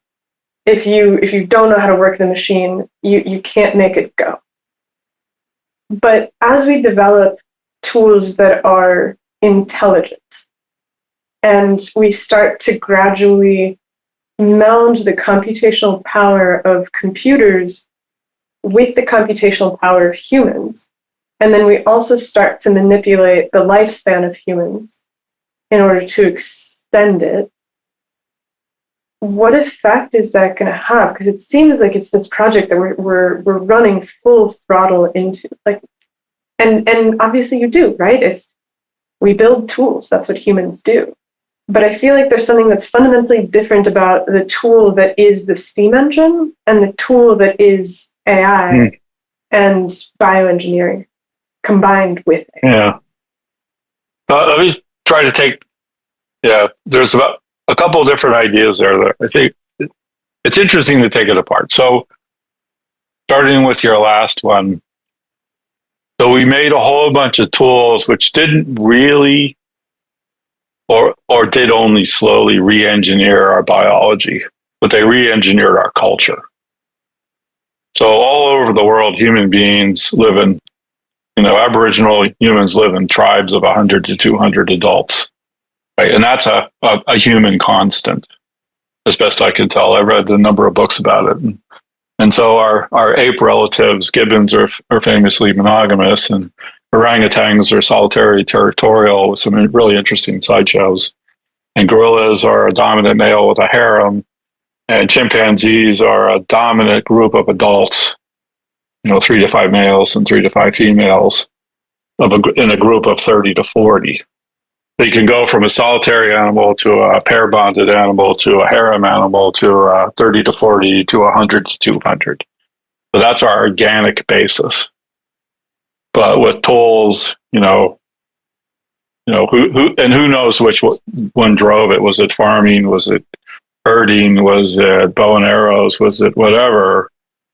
We used our tools to engineer culture and society, and then essentially the person that could keep the biggest village together could win against the other villages. And then at some point that also caused, let's say, a massive escalation in our political abilities, because you want to trade with that village and get rich, or go to war with them and get killed. Like there's, so our tools, but we co-evolved with our tools and our culture, right? And some cultures are way more effective than other ones at making new tools, but it's also a very chaotic function. And so we're making new tools, which is going to cause some additional cultural change. And it's already doing it, right? In some of that, good ways and bad ways. Like the internet is full of people speculating about it, but we've gone through a lot of evolution. Now in computing, computers don't think, right? And there's a funny thing. So the first computers, executed sets of statements, which, you could do with a pencil and paper. It's just, when they do 1 billion instructions a second, it's a little faster than, 1 a second, but that's a matter of quantity. right? And then, like, so the statement kind of computer, and then we went into, there was the big data revolution and analysis where you could run so many programs across data, you could find signal where nobody could. And it's almost like we got into pattern recognition. So you went from executing statements to something that seemed to do something different, like pattern recognition. And then the early AI programs, like the famous AlexNet, which could recognize a cat in a photo. Like that's kind of a wild thing, and it was way better than what's called classic vision, which attempted to find cats by correlation. They would say a cat is a collection of pointy ears and round eyes and fuzzy hair and cute smile or something. And then you could have a database of when you see these parameters, these features with these ratios, it's a cat versus these features, it's a dog versus a hippopotamus or something. So the statements to like analysis, and then recognition, and then the language model. People are very puzzled by this because they're sort of stupidly good at chit chat and summarizing things and predicting the next word. And they do something that seems almost amazing. Like you can think of having multiple equations like, x plus y plus 3z equals 5 and 2x plus 7y plus z squared equals 7. So those are equations, and then you can do algebraic processes to do something with, but you can't add the word cat and dog. Like cat plus dog doesn't mean anything. Does that make sense? But you can translate cat and dog into a space where you could add them up. Right? And then you could query a statement against the words. And it turns out with enough computation, you can create really, they call it embedding. And then there's all kinds of transformations you do on that data where you've turned ideas into mathematical things. And I know they're mathematical because I can actually look inside the computer chip and look at the register that has the bits in it that I'm adding. Like there's no magic in AI computers. They're just numbers being added up. But like the representation of the word cat and dog isn't a very good representation for manipulation, let's say. So modern computers, we can do something really interesting, which is with a set of words, predict the next good word, or with two sets of ideas, put them together and then summarize that. It's kind of amazing. And it seems relatively intelligent. Because in fact, the current state of play is its ability to write, summarize, analyze, and talk to you is better than the average person. But it's not clear it's thinking. Yeah, I was going to say, how do you define intelligence and thought? Yeah. So the joke, every time intelligence can do something, it stops being AI. So like surely it's AI when you can play chess. But then we wrote a program that clearly wasn't intelligent to play chess. But Go, that's so hard, you have to be intelligent. No, that was just a program too. Like to recognize generally any object in a picture, you must be intelligent. That was easy. That happened 10 years ago. Right. To complete this sentence, that must be intelligence. Nope. The Turing test. I talked to you for 10 minutes and I can't tell it's not a person. That's been passed. The bar exam. That must be artificial intelligence. No, that was easy. So we don't, so what's happening is intelligence is being defined by what it isn't, which is crazy. Right. And then today people say, well, the AI models are no smarter than the input that we fed it. Well, human beings aren't data intelligent. Like Christ, the average person barely gets 100 megabytes of data by the time they can talk and do smart things. Like we're what I would call computational intelligent. So, and that means some of it's trained in a way that like builds these symbol spaces and representational things. But then we're deeply experimental, right? We can do variations on that and combine them over and over. But it turns out the variations that are being done aren't magical. They're variations in the representational space. Now, it turns out those representational spaces have infinite variation possibilities or very large variation possibilities. And we do a funny thing where we're very good at making small variations and then filtering for some sensibility, and then combining filters of those variations for something bigger. And depending on how smart we are and what we've learned and what, let's say make sense of it constructs we have, you can be more or less successful at this. Like, have you ever watched like Richard Feynman lectures on math? Like, they're super fun because he goes, well, this is obvious and this is obvious. And he's just hopping across the trail like 100 yards at a time because his ability to produce variations were really good. And his ability to make sense out of the possibilities were amazing and really well embedded in his thinking. Right. And I go, well, I can spend an hour on each one of those, cognitive leaps he made. But I can do the same thing on computers. Seems like there's I can describe outcome. What's that? I'm trying to separate out what humans do that's different than these artificial intelligence programs. And it seems like there's something about our ability to compound abstractions into new layers of abstraction that I'm not sure that computers are pulling off. This I actually think they're pretty good at that side. The programs aren't written yet to do the variation that's not just noise.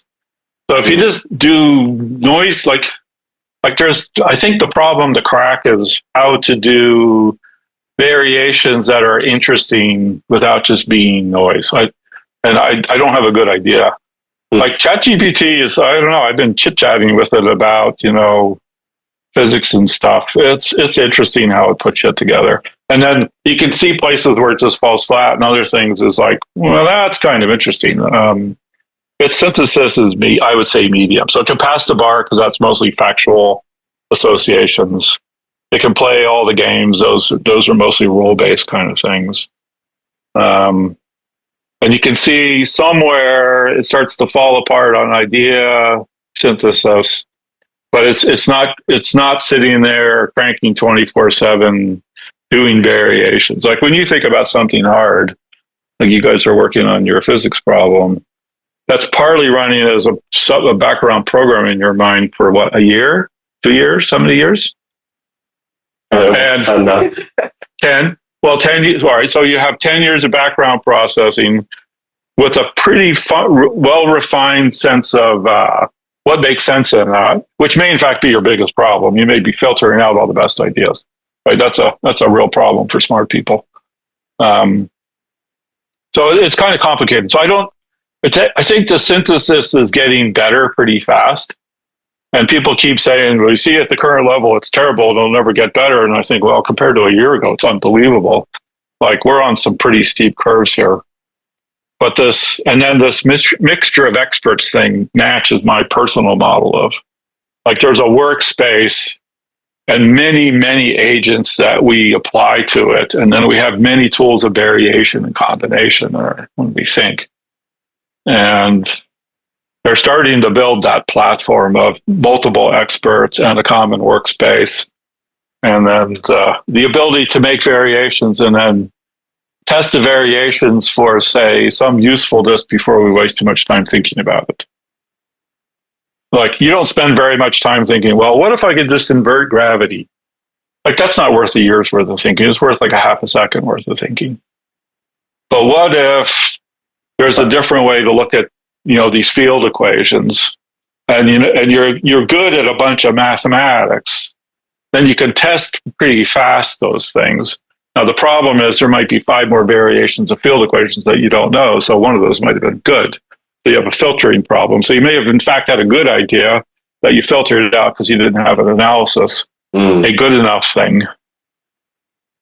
Like I had a friend who was better at me than on computer design and smarter, but I was more creative. He would run into a problem with idea, put it down, and I would kind of go, well, this is pretty good, but it's got these 3 problems. And then this is pretty good, but it's got these 2 problems. And then this is pretty good, but it's got this problem. And then one day I would go, if I take this and this and this and put it together, now I got something that works. And I would tell him, and he would go, how'd you think that out? And I would explain it to him. He says, But we rejected all those ideas, and I said, "You stop thinking about them." I didn't stop thinking about them. That's the layer on the AI that I don't see yet, which is the ability to take these disparate concepts and smash them together in a way that's unlikely but productive. I just explained the whole program. We can write that in 10 minutes. Like that program wasn't hard to write. And I'm not even going to write it. The AI program's going to write it. And I think the sensibility filters are a bigger problem than the combining things is pretty good. Synthesis is medium.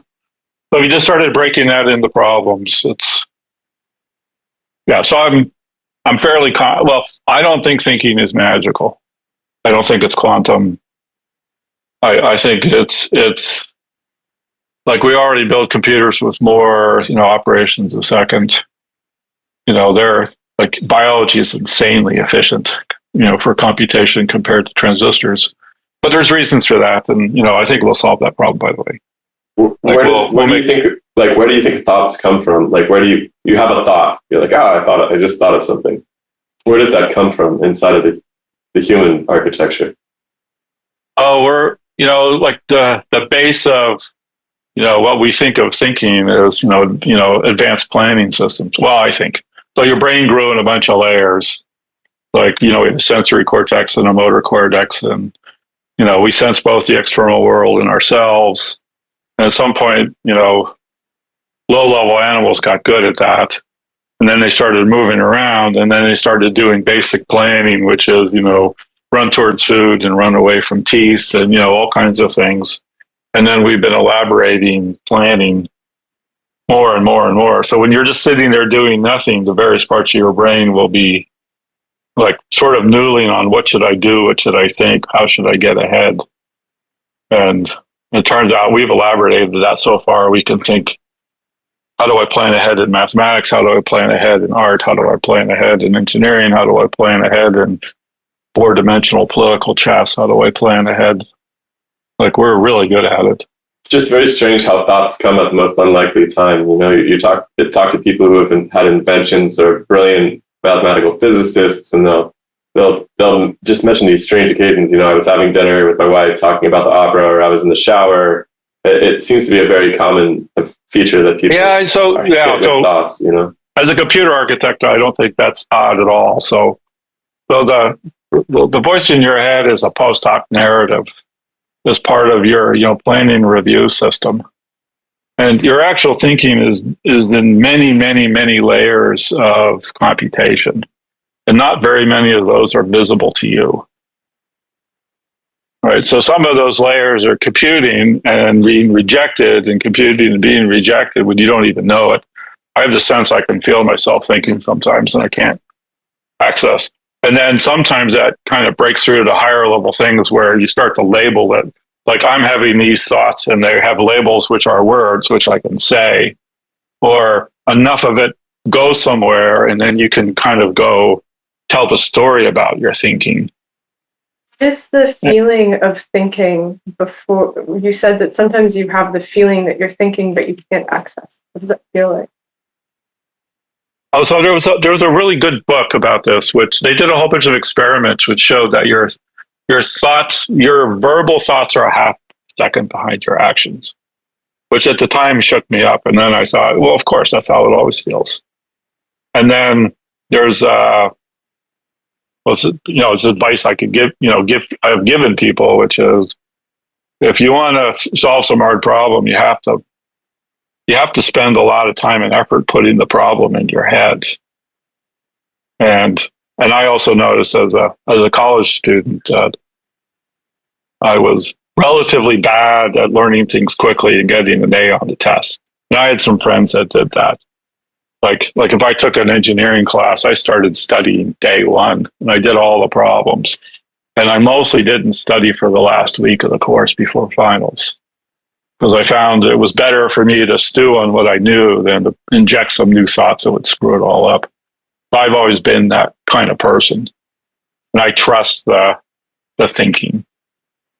But yeah, it's strange when you're thinking hard about something and it's kind of boiling around. But But again, so my model of it is there's many layers of it. Might not be true. I couldn't tell you. I haven't put any probes in.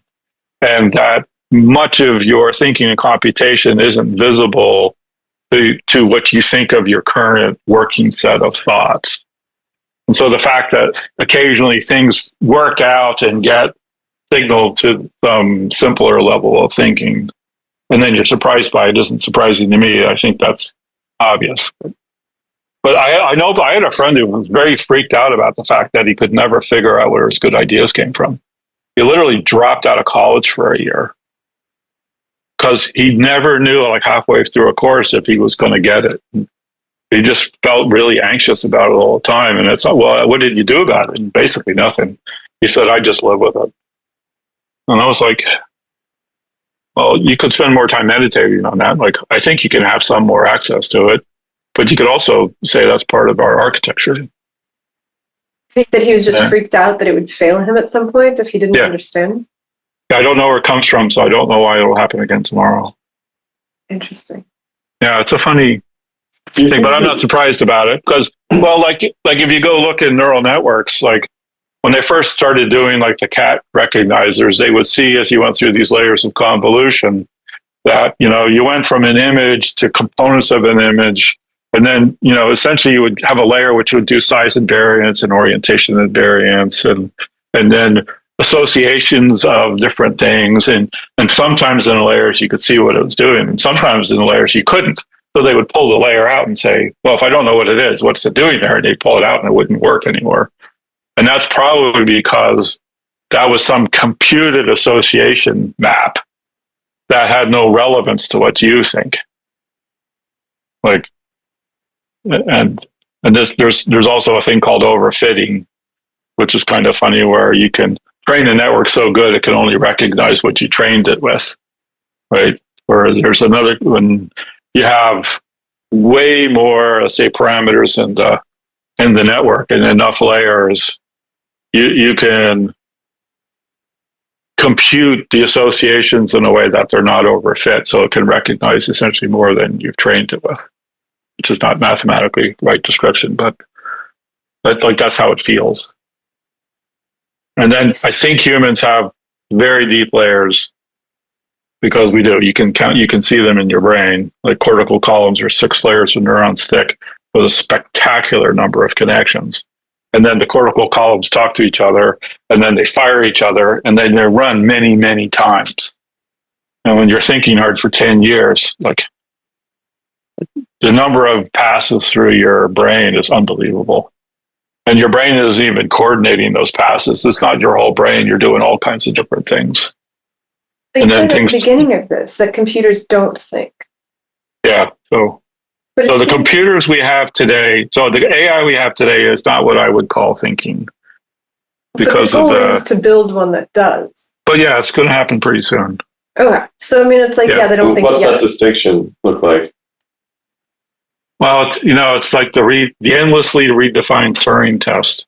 Yeah. So Elon's version of it is, could it solve a novel physics problem? Because the high end of human thinking is solving hard, novel problems. And I think that's the differentiated from, producing lots of word salad. Like this is an interesting thing. I have a friend who's a writer, and I threatened him with writing all his possible books and copywriting them before he wrote them. Because he's a very good writer, but he has a style. And, and if he told me the 20 ideas of his book, we could generate much of the writing.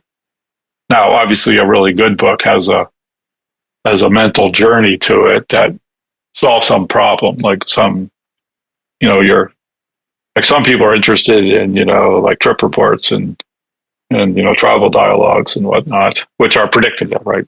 If you go to Thailand and then to Greece and then to Iceland and you look around, you will see things, and you can literally take a camera and point it at those places and then give that to ChatGPT, which will write you a nice travel book about what happened. Like, that's not intelligence, that's scribing. Right. But if you went there and the cultural differences between Thailand and Greece made you understand something new about humanity, that could be a really interesting book because that's a novel idea. And today, ChatGPT wouldn't write that book, but you might, right? But at some point, ChatGPT will write that book. So with the solving the novel problem, wasn't AlphaFold solving a novel problem?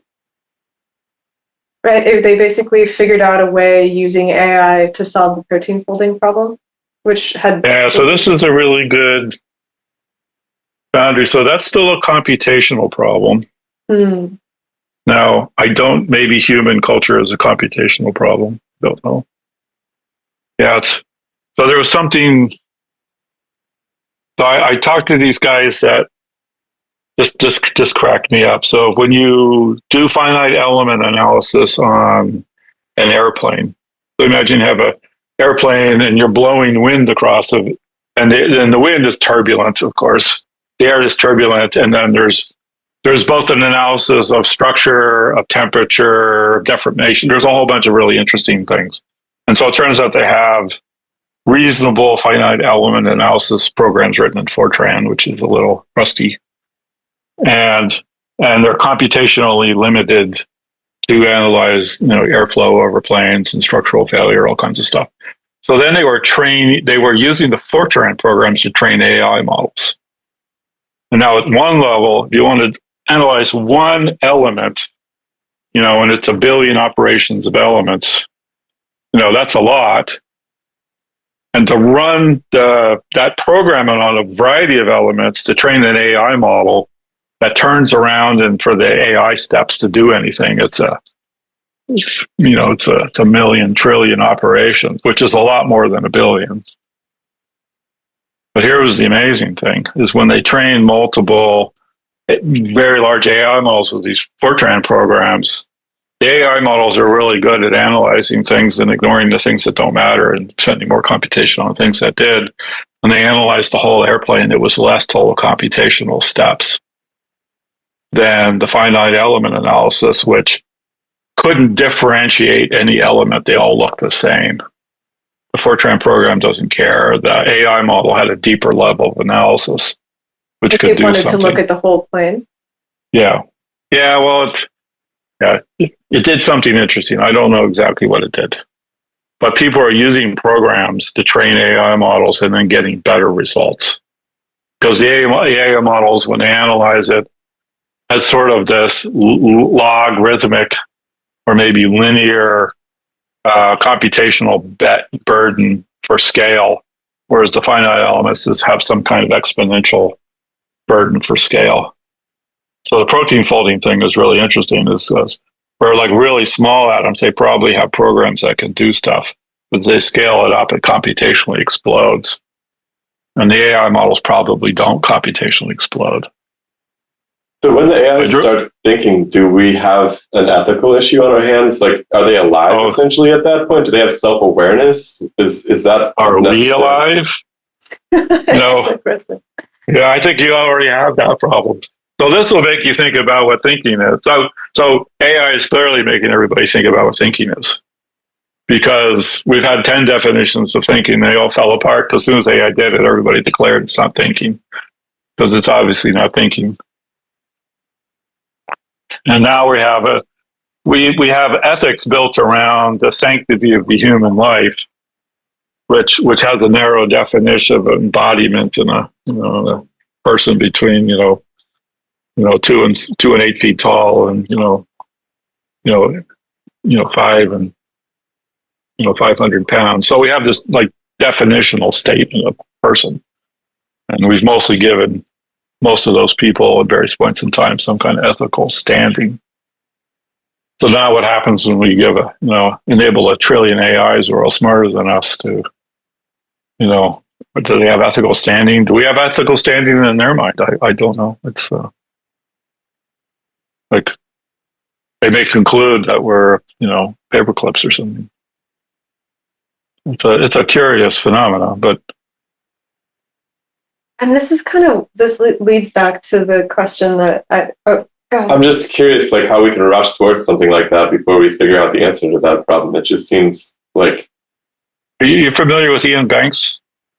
The Yeah. sci-fi writer? writer, yeah. Sci-fi writer. Yeah, that was one of his.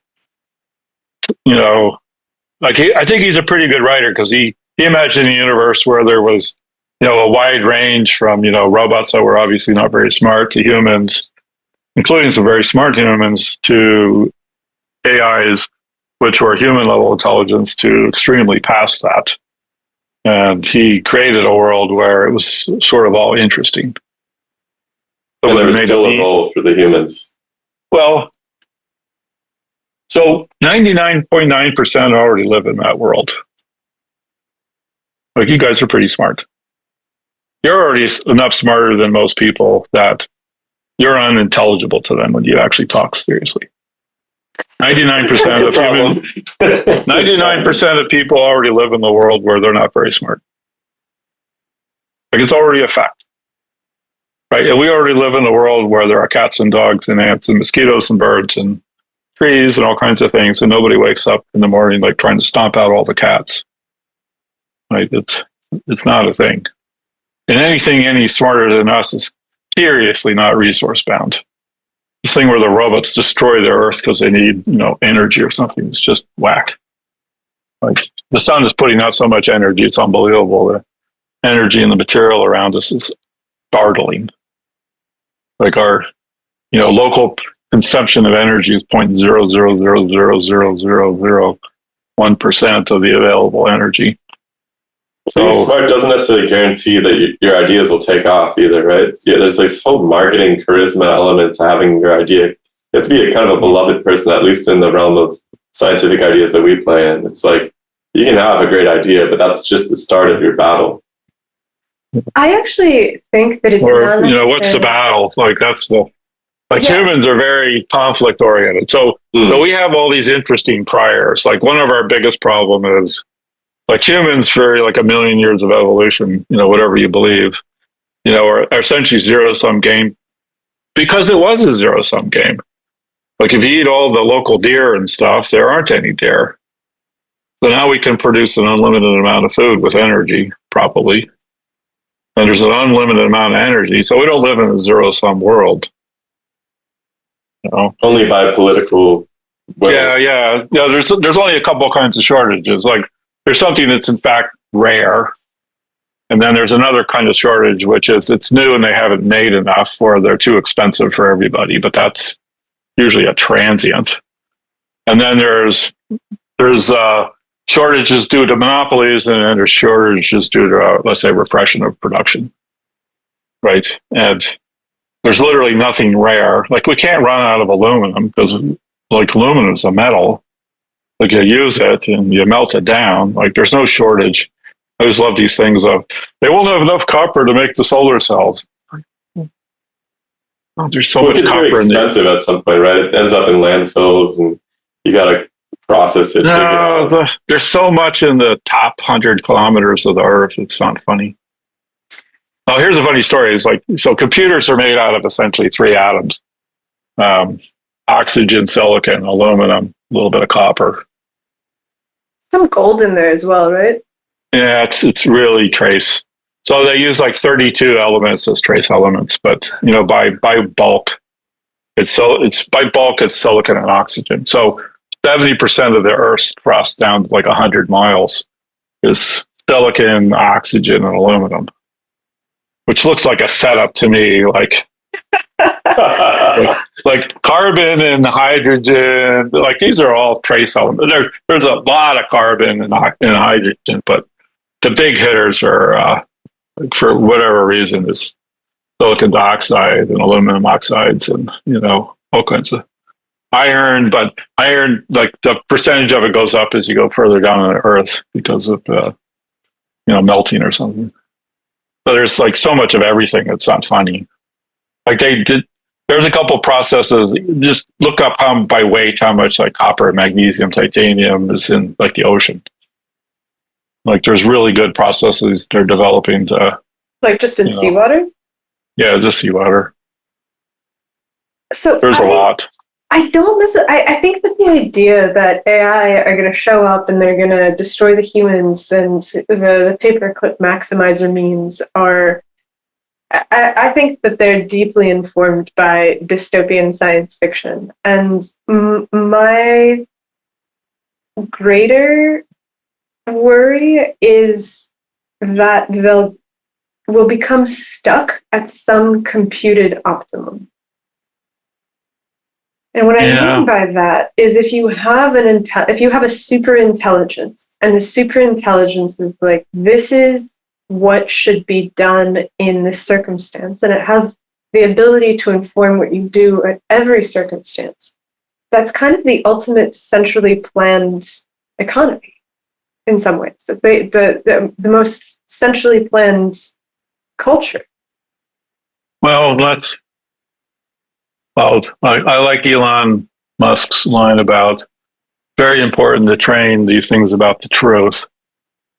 And, one of the truths are there's endless cycles and there's endless chaos, and chaos is very important to development, as is randomization.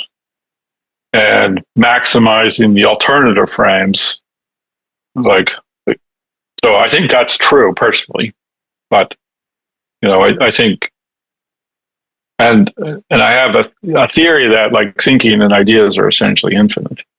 Like I'm not sure why there's a limit to it. And so if it was smart at all, my guess, my preference maybe, or my hope is that, it goes in some interesting direction of more variation, more possibilities, more explorations. And then you said like humans, because of our biological grounding and our competitive, like humans are hyper competitive, even when they act like they're not. That's just a good competitive strategy. Like you're both very nice. That's a winning strategy with a lot of people. You're going to make friends that way. But we're no matter what, we're hyper competitive. We have a built-in zero-sum game. We're very oriented towards the world about whether it's like one of the basis of company cycles is it uncertain? That it enables exploratory behavior. Is it growing? That enables us to participate in growth. Is it steady state? And then we start reacting with steady state means we're going to run out, by the way. Then you start exploiting what you have and trying to get your share. And then there's inevitable collapse. And then, we reset. And so we're very aware of those states. And so AI that triggers fears of competition and running out and scarcity is very different from technology. So when technology has been a lot of fun, it's when this is like the iPhone created a new possibility. The internet was a new possibility. The thing I'm not super happy about AI right now is, only large companies, heavily funded, big guys are doing it, and they're using the language of establishment and scarcity, which triggers people to fear it, as opposed to the language of the PC, the iPhone. Like some of those technologies literally came out of small growing companies, and they had the energy of growth, which stimulated the people around them to think. By the way, this just occurred to me, so it's not something I was stewing on. But anyway, it seems kind of obvious that, if the environment says, hey, there's only so much of stuff and we might run out, which is the endless drama about resources. We're going to run out of resources. You guys somewhere in you believe we're going to run out of copper or something. I can prove to you that we won't run out of copper or aluminum or silicon dioxide. It's literally what the planet's made out of. We can't run out of materials to make chips. Right? It's actually suspicious how much computer technology is embedded in the near part of the Earth. I have a theory that the Earth is the remnants of the previous supercomputer that was, somehow made. What's inevitable in some sense for a planet like this too. I often just think about us being of the Earth and just some sort of organ that the Earth has produced. Yeah, there's just enough carbon to give the boot program is biology, but computational substrate is silicon dioxide. So, and there's a bunch of reasons. Carbon is super good, low temperature chemistry and carbon chains and all kinds of stuff. Or silicon's disaster. It's 300 degrees C. Got to melt at 1,000 degrees C. it's really sticky. You put an atom on a silicon atom, it's stuck there. You can only manipulate it at high enough temperatures that you really don't want to. Whereas like carbon is fantastic, low temperature, relatively low vibrational mode. Chemistry. It's super good. But anyway, that idea about the competition and the scarcity. Yeah. So the advertising guys would like you to think there isn't enough of stuff. So FOMO, and it's valuable. Like you charge more by convincing people there aren't very many of them, and only you have the good one. So the current marketing end of consumer capitalism is all scarcity, demonizing. Like it's scaring the shit out of people. We're going to run out of oil. That's crazy. There's lots of oil. We're going to run out of oxygen. What are we going to next? We're going to run out of oxygen. We're going to run out of food. We're going to run out of carbon or aluminum. Jesus Christ! Like there's 7% aluminum or something. We can't run out of aluminum. So, but that puts you in the mindset of fear and running out. And so the technologies that were exciting when film first came out and airplanes came out, there was 40 airplane companies, maybe 100. And cars, there was 100 car companies. And PCs, you used to go there and there'd be 50 guys making PCs, right? So today, the big AI is coming. NVIDIA makes the chip, and Microsoft, OpenAI, and Google make the AI models, and there's a scarcity mindset to it, and a unobtainium something to it, which is not good for technology and good for people. We're not running out of air. We're not running out of aluminum. We're not running out of compute. We're not running out of we should be in a growth mindset, and humans are very fun to be with when you're in a growth mindset. And we're very boring and let's say not great to be with when you're in a scarcity mindset. Scarcity mindset means if you eat that apple, I don't get an apple, and I'm going to fight you for it. Growth mindset of there's so many apples that are falling from the trees, and we're planting different kinds of trees. And you talk to friends, and they've invented 4 kinds of apple trees last week, and you can't wait to see what the next apple is. That would be a fantastic world to be in. I think that what freaks people out about AI beyond just the scarcity is something that you mentioned earlier, which is that you had product placements back in the day where everything was, all the Marvel movies had Coca-Cola cans in them. And now you're going to have Marvel movies that have a unique product based on all of the data that they've collected off of you, off your cell phone or whatever else. And that fractures reality just a little bit. And then you have all of these subsequent fractures of reality where that shared, if a shared reality is a limited commodity all of a sudden, that's kind of the fundamental. That's the scariest thing at all, where you can go talk to somebody across the street and they no longer live in the same universe as you because they have consumed video and media that has nothing to do with what you've seen. And so that scarcity on the back of AI is kind of baked into the way that the tools are going to be used. Because I can imagine more AI startups. If the chip isn't $25,000 and you have people that are interested in building stuff on the back of it, then it seems plausible that you could get that kind of ecosystem. But that ecosystem seems to feed into a scarcity of shared reality. And that's really interesting. Yeah. So, this cycle has happened, with newspapers, with movies, with television, with the internet, where when it's in the growth mindset and lots of people participate, we develop a sense of trust with it. Mm-hmm. I remember when television broke trust in the 60s because they were lying about the war and lying about the peace march. And then in the 70s, there was lots of cynical TV shows.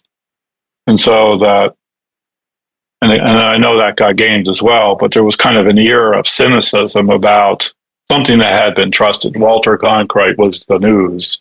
And the New York Times was the news. And these are institutions you can trust.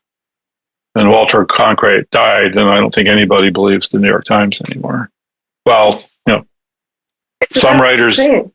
yeah. So that, but here's the thing: is that healthy human beings form relationships with things and evaluate them with should they trust them, right? And then periodically, like sometimes it's individuals stop trusting this. Like I don't know if I mentioned this. Scientific American. Like I used to read it a lot, but I noticed the computer articles were lousy. But I thought it was just the computer articles. But then I talked to a friend who was a mathematician, and he said the math articles were lousy. And then he called up a friend who was a chemist. And he said, no, the chemistry are well. So shit. I thought this was trustworthy because now it continued to be fun because the Scientific American was essentially entertainment at that point, but it wasn't a trusted source, as it were. Now, whether they know they're a trusted source or not, I don't know. Like these are complicated things, and then trusted at what level and to what impact to you. So, like the Marvel movies were a really interesting thing because the original stories were really well grounded stories. Like they were good archetypal stories. But then as they tried to elaborate it and the bean counters took over, they started just making a whole bunch of blah, blah, blah, including whatever message of the week they were into. And then nobody watches them. They're boring and repetitive. And so there's that kind of thing happens, and like the same thing happened on the internet. Like everybody was there. There's all these forums and people talking, and then they got into better technology, but then they got curated, and most people don't believe that much about that. But the relentlessness of it is interesting, and I think the same thing will happen with AI. Like people get gained by it, but at the same point, people start to go, "Oh, this AI generated. It's probably there's marginal utility in it," and then there's been many attempts to have curated news and internet and media, like the internet you can trust, but it's really hard because as soon as they make any money, they get bought by somebody who doesn't feel that way. And so it's pretty complicated, but most humans grow up in this world. And then humans sort their lives out depending on what they need to do. People who are trying to do geopolitical operations need to have a way different filter for, let's say, shenanigans than somebody who's running a, simple store. And technologists is the same way. So, I think that there's something in there about an eternal untrustworthiness that's been with us for a long time. Because if you go back to a model where we're all just in 100-person tribes, it's not like the tribes are living in harmony. There's probably warfare, there's conflict. And the leader of your tribe might be telling you things about the other tribe that aren't true, but are functional and necessary in order for you to be willing to go on a raid or whatever. Yeah. And so I think that sometimes I think about this in the sense that we've lulled ourselves into a false belief that there is something outside of our direct experience with people that can be trusted, because we want so badly for that to be the case. Because if you think about your own personal relationships, the people that you have relationships with that are closest are the ones that you can trust them. Right? If you have somebody that you look at and you're like, well, I can't trust you, you're probably not going to be very good friends with that person. And so we want to be able to generalize that outwards to systems. But then as you're speaking, I'm sort of thinking maybe that's been an eternal false hope, where even Walter Cronkite, like he was the news, but the CIA had tons of people at all these news organizations. Yeah. He was just reading the paper. So here's another way to think about it is, when you start to go into a scarcity system, everybody you deal with, has some cost benefit with, if they lie to you and you catch them, it's a cost to them. And if the benefit to lying is really low, they're probably not going to. So in this frame of in a growth mindset where there's lots to do, the benefit of lying is relatively low because you can get what you need. But if you're convinced that things are tough, the company has layoffs coming, a company that's growing 10% a year is pretty healthy. People generally help each other to get the job done. there's an interesting book called Stretch, which says if you have about 10% more to do than you can, you stretch, and if somebody offers to help you, you accept it, you appreciate it, right? If it's 50% more, you get burnout because you can't achieve your goals. Right? If you have 10% less than you need to do and somebody offers to help you, you say, stay off my turf. Because if they do your work and there's a cut coming, the boss is going to go, well, Jim only ever does 80%. And, Bob over here picked up the slack. And so the stretch of the organization sets the trust level. It's almost sad how simple it is, but it's actually true. Once you weed out the nefarious characters, if your organization's stretched, they are incented to cooperate. And if there's not enough to do and there's cuts coming, they're incented to undermine each other. It's the same thing with product placement and stuff. Like, Coke is a weird thing because it's like a zero value product. It costs, zero to make. It's entirely, manufactured and sold on brand. Nobody really cares what it tastes like. Like, I don't think so. I sure don't. But the brand has established something, and then humans have, habits and stuff. So they have a positive association with the brand, the image, the consumption. There's a flywheel of that kind of thing. So I think, yeah. And I like being generically afraid of AI, like, it's not helpful because you can't solve any problem by being worried about it. Having some understanding of how technology impacts society, how we use it to change our culture, what stage we're in is really interesting, and then what's going on with the players. Like I think that's helpful. And then there's the odds that humans with this technology aren't going to develop intelligence is zero, right? Like, we're either going to keep going up or, like we're very dynamic. We accumulate knowledge like mad. There's 8 billion of us. We're not super good with, low stress environments. Humans do really well with some stress and some restrictions and stretch, I think. The companies, with real missions, do real well because people work together to solve the mission. And, it's a very curious time because we're developing something very new in a time when many, many people will think we're in a zero-sum game and possibly going down. And the advertising to that effect is relentless. We're running out of literally everything. Now, there are certain things that are getting worse, like our ability to build roads. That's bureaucratically captured. That's poor.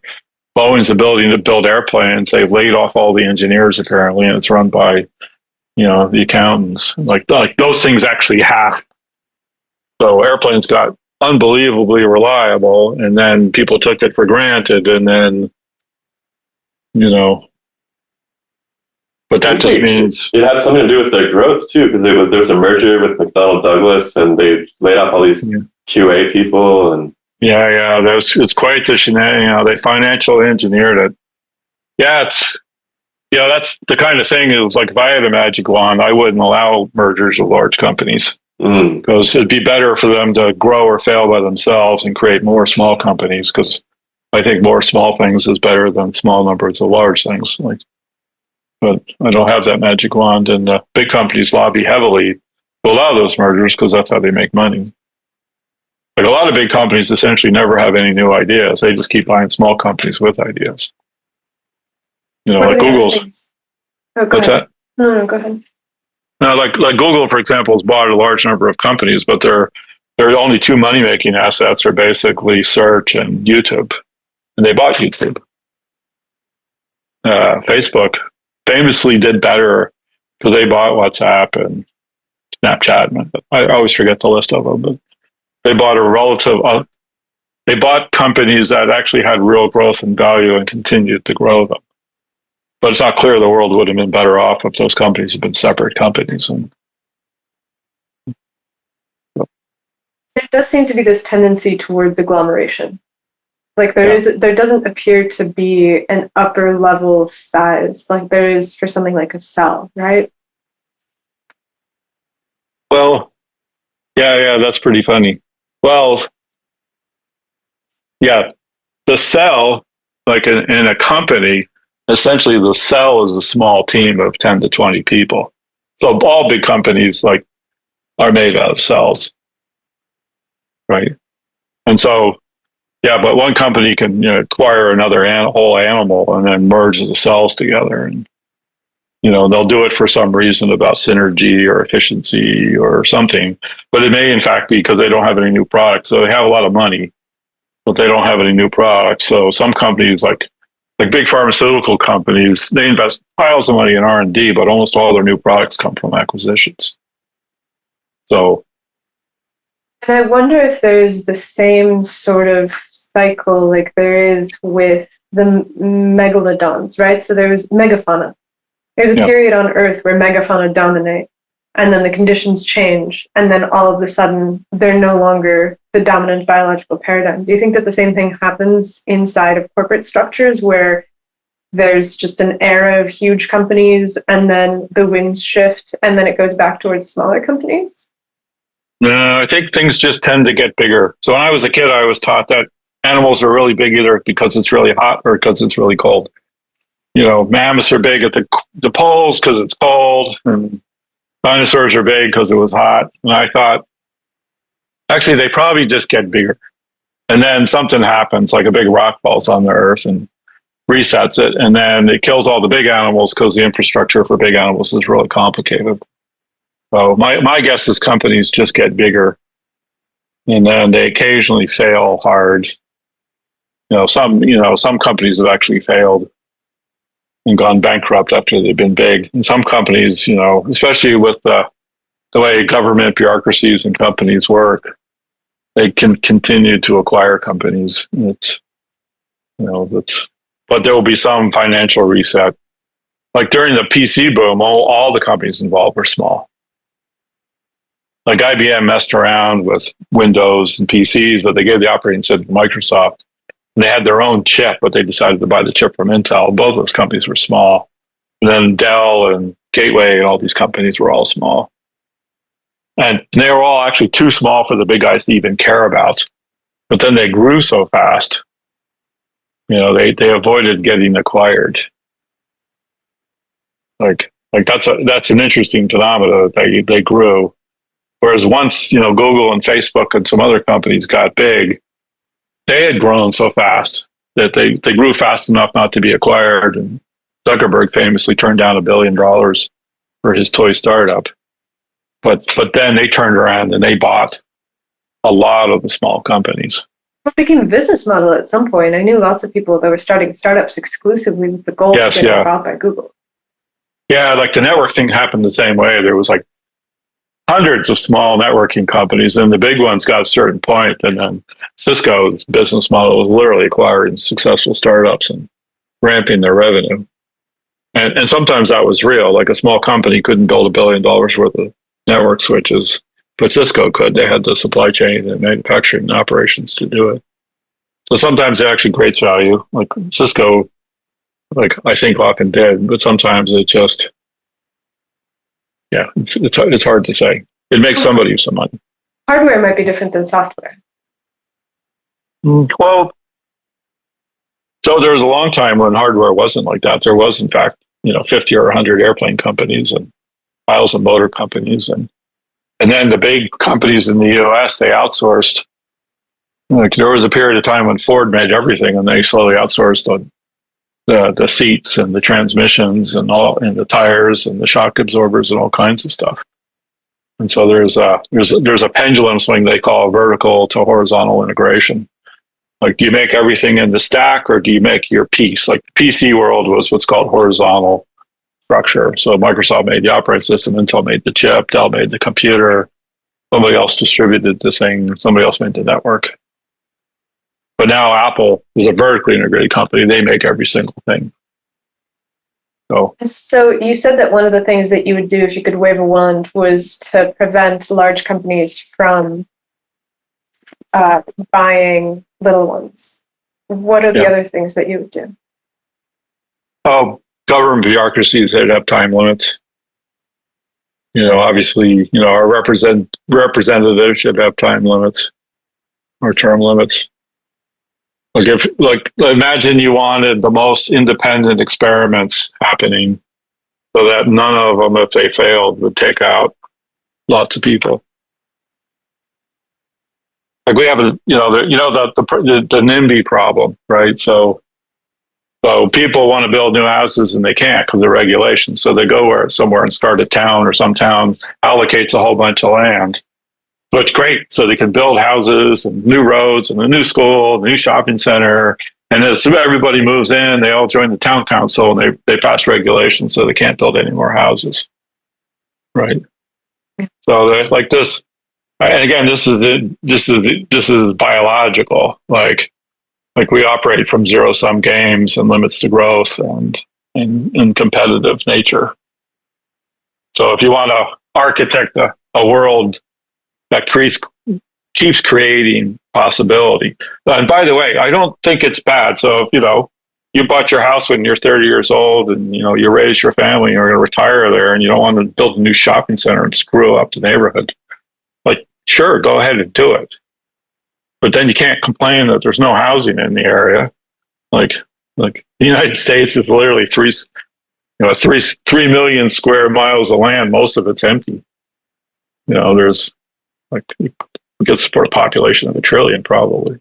Most of it's really barren. I don't know if you've spent a lot of time in the Intermountain West, but that's a harsh landscape. Yeah, it's an energy problem. But my premise is more small, independent things are better. And one reason we met is you had some scientists on that, I quite like, and some of whom are literally actively suppressed by the scientific community. And again, I don't know if they're right or wrong. At some level, I'm interested in it, and I was, surprised, borderline shocked, when I first discovered that there were scientists who couldn't get their papers published, not because they seemed obviously stupid, but because they didn't go to the narrative. And, at some level, you could think, well, I know governments could corrupt and big companies get bureaucratic and stodgy, but at least, the scientists, Einstein, surely Einstein is a good guy.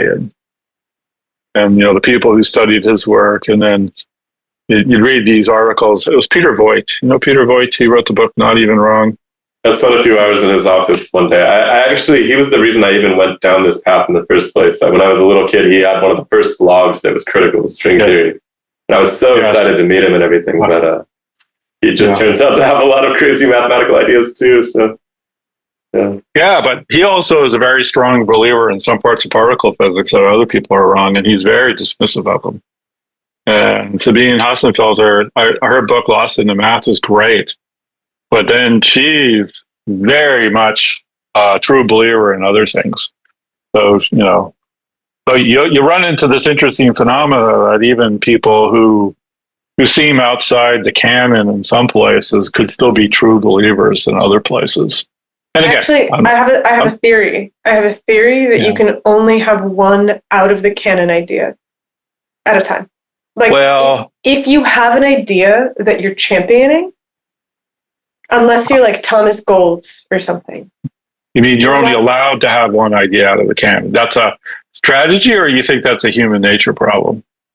I think that's a strategy. I think that people are basically like, look, I know this is crazy. Yeah. I'm not crazy because I buy into all of these. Yeah. I'll tell you, I believe it. And I kind of get that. But I don't know. For some people, they probably have three crazy, and there's probably humans have a limit. Our computational substrate has limits on how many nonconformist ideas we can have at a time, and that's another kind of problem. So it's really painful, right? Like if you don't have any common ground to stand on with other people, it gets really painful. I think you have to surrender to some common knowledge at some point. Yeah, and it's surprising. I told you guys I found this list of crazy things about the sun, which I thought was fun. But I talked to a sun scientist, and he was quite mad about it. And I bet. I was a little taken aback because I was like, man, this is amazing. Like like there it is right there. It's so hard and complicated, and so the plurality of ideas is, I think, really important, and then so the recognition of tendencies. Like I told you, there's this chaos versus order productivity graph. Like everybody can tell you where you should be, but nobody knows how to stay there. It's like when they built the interstate highway system, they invented the road system, the equipment to build them, the companies were created. Like everywhere they went, they had to build new companies to build these new roads.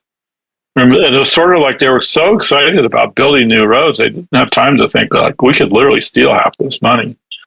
And nowadays, it costs literally 10 times as much money per mile to build a road. And they're better engineered, quote unquote, and better planned, and but the money disappears in the bureaucracy.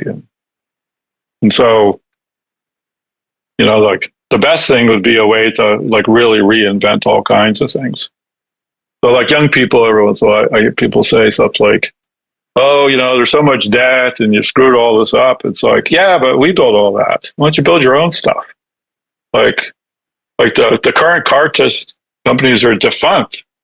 Then Elon builds a new car company. Everybody goes, you can't build a car company. You definitely can't build a rocket ship company. And you definitely can't build a Neuralink company. He's probably got a list of 100 things you can't build. Like build new stuff. I'm involved with Atomic Semi. I helped found the company, and we're building a semiconductor fab that's really small. And like you explain it to people, and they'll say, well, half that might work, and half, like, it'll never work. Obviously, semiconductor companies cost $10 billion. Where are you going to get $10 billion? It was like, I don't know, it's going to build it for 10,000, like not 10 billion. And we've developed so much scientists that, so humans are, Jordan Peterson told me this funny line. It's like there's a high incentive to get used to things. So the first time you drive somewhere, it takes a while, right? But if you drive there 10 times, you drive back and forth every day, you don't even notice the drive anymore. And I've noticed even on like a hike, when you walk, like if you walk a hike and you walk there and then you walk back, the walk there takes twice as long as the walk back. Because you've already, because it's your perception of time is novelty and bias, which is really curious. But there's a couple of exceptions to this. Like you don't get used to your kids. Well, if you do, they'll die. So, or it could be your perception of your children is highly influenced by how important they are to you. So even small deltas are novel. Like there might be some, the nice way of saying is, if you love your children, they're always new. But the other way, the economy argument of it is, we're not descended from people who didn't pay attention to their children, so we pay attention to them, and we notice pretty small differences. Whereas you walk down the street, you don't really care very much whether your neighbor mowed their grass or moved their car around unless you're an idiot, right? So do we have this kind of funny? So, but the problem with that is we get used to everything. We're used to the science we have. We're used to how they make cars. We're used to the things. Like when I first went to the Tesla factory, like it was all new to me, right? And it would really wore me out. I'd spend hours there, and I'd go home, like flashing lights and moving equipment. And after a year, I'd been there so many times, like I would be walking to a meeting annoyed that I couldn't park my car, and I was 5 minutes late. So I was walking fast through this factory of wonders. I was walking to a place that literally made me sleep an extra hour a day for 3 months because it was so novel and new, and right. And now I was walking by it all, annoyed that I was late, and this happens to everything, scientists, physicists. They're so used to string theory. Everything is bullshit compared to that. And we're so good at something. I really love the line, the unreasonable effectiveness of mathematics. Right. But there's a counterline to that, which is something like physics isn't mathematical because we know so much. It's mathematical because we know so little. Like, it's so wild. So, yes. So if people had a better understanding of, why should there be limits to size? Why should there be limits to duration? Why is it hard to stay on the high point of the productivity curve? Why do we get so used to things that we ignore them even when they're really important? Why do we accept that you can't build a better X, Y, or Z? Why are you convinced by advertisers who have only their own interests in mind that we're running out of everything? Create scarcity. Like these are hard things to get out. These are mental traps. There's a lot of them, and some of them are like we earned them.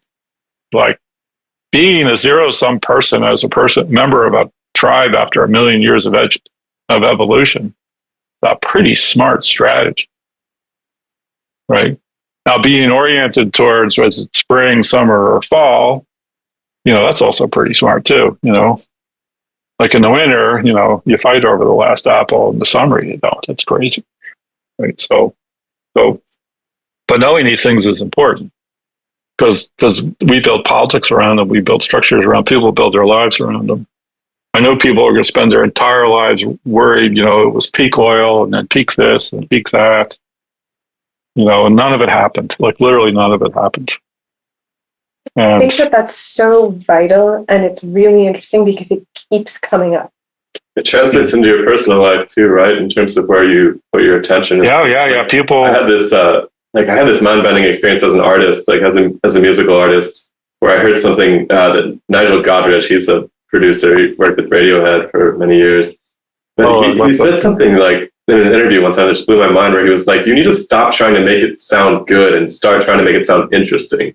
And I was like, wow, that's really profound, because that's exactly, as a musician who's been playing an instrument for 40 years or something, you're so obsessed with like optimizing your technical ability. Yeah. And it's like, nobody cares. Like literally everyone only hears technically perfect music all day, every day, but it doesn't stand out because it's technically perfect. It actually blends into the background, and these artists just kind of fade away into nothing.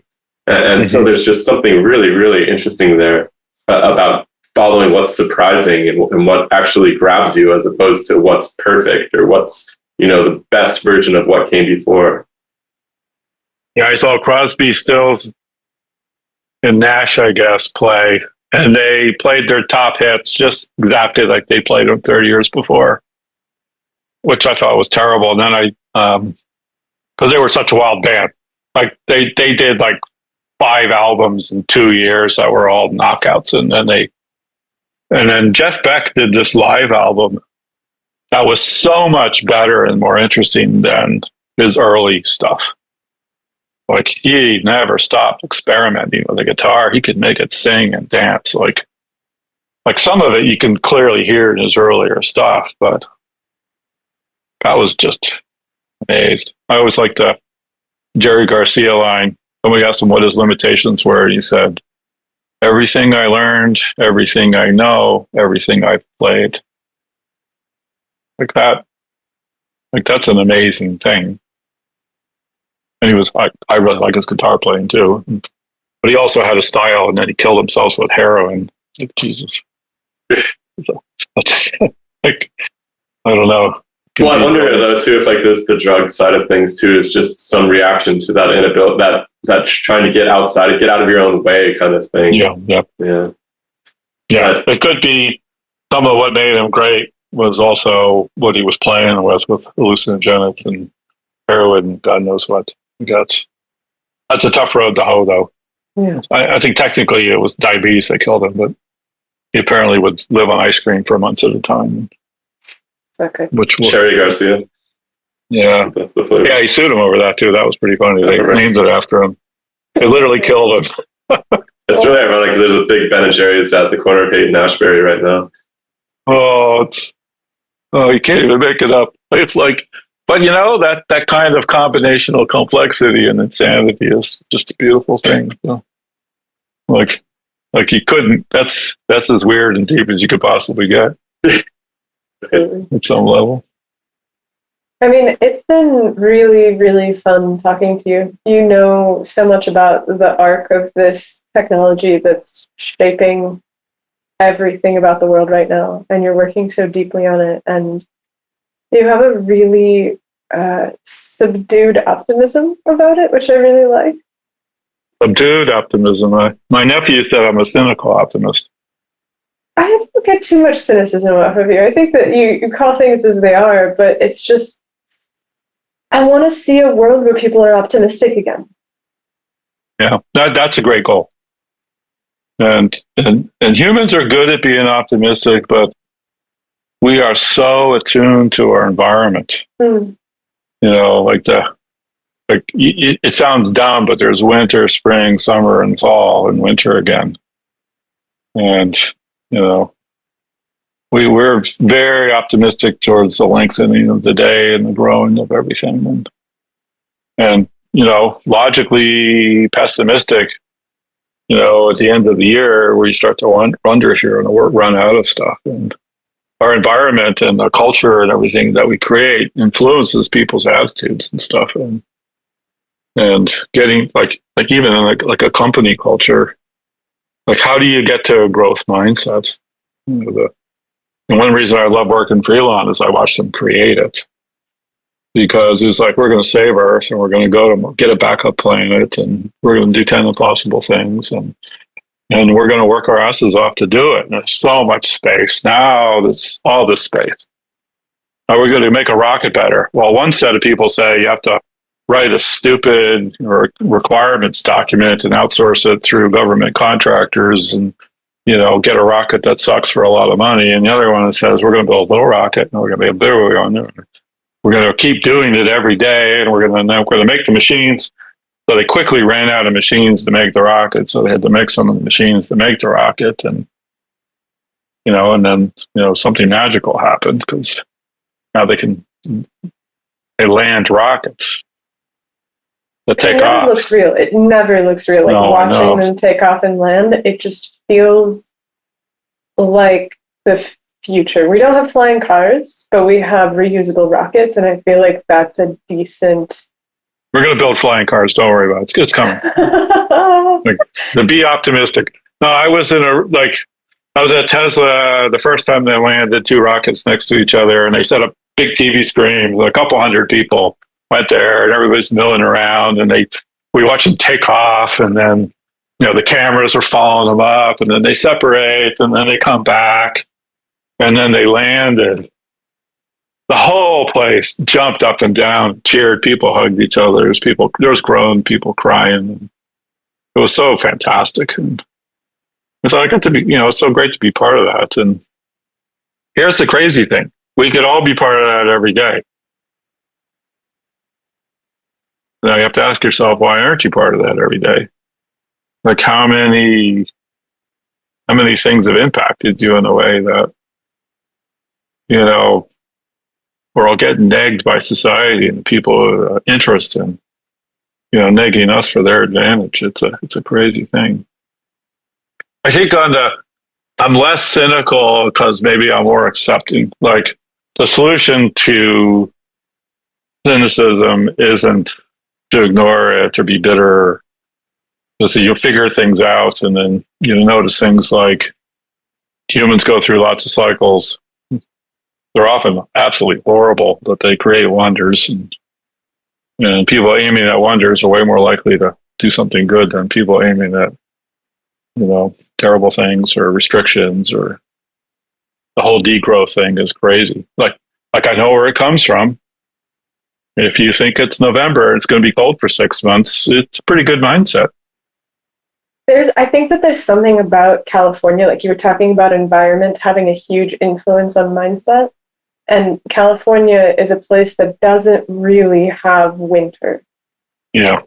It has, it has a sunny and it has a slightly wet period, but it's just this kind of flat experience. And it was really interesting moving to a place like New York, where all of a sudden you're confronted viscerally with the fact that these seasons come and they change, and winter's always around the corner, even when it's peak of summer. You're already thinking about that biting wind in the canyons. And so I don't think that it's incidental. I was worried about the swampy summer. I wish I liked summer a lot more. For me, it's just, there were times where it would be so cold and windy in Manhattan that you would round, and the wind would blow along the avenues.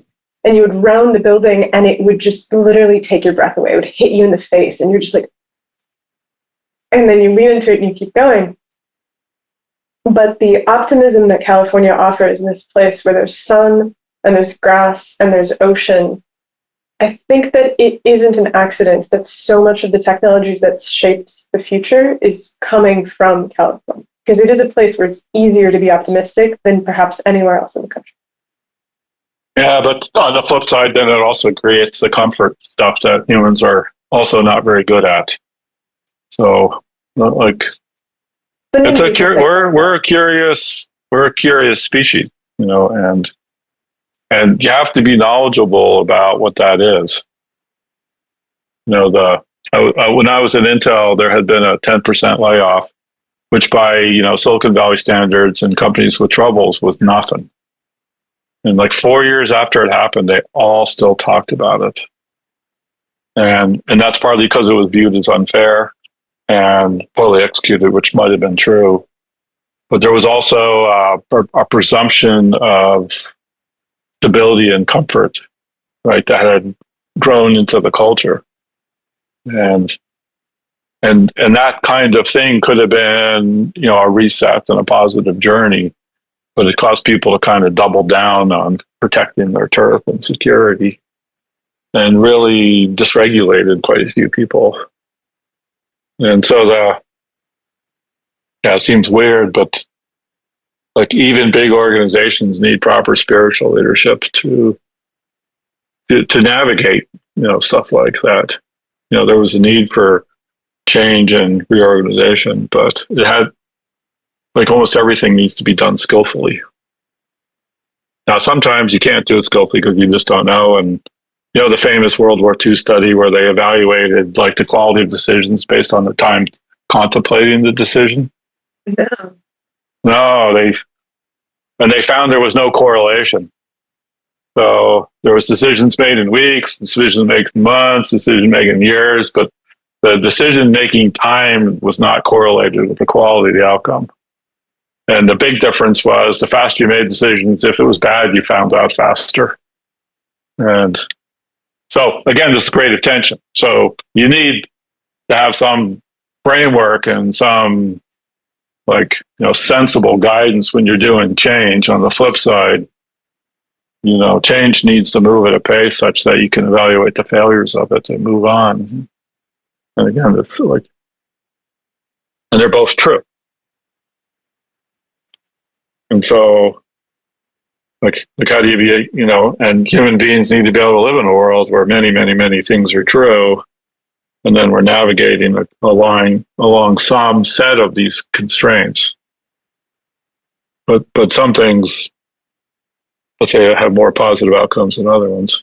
I mean, maintaining a clear line for how those cause and effects fold together is also really important, right? Because the worst outcome is to make a decision and then to not really understand what the effect of it was. So you can never evaluate if you made the right decision.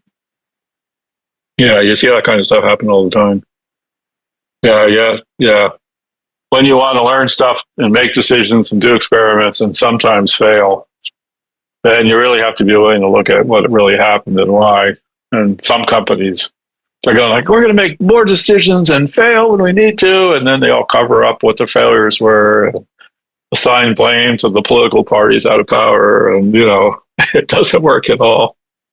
So, yeah. No, I like companies where, like Tesla had this idea, doing the normal thing was failure. Taking a risk was good. And if it worked out, that's really good. And if it didn't work out, if you learned something, that's good.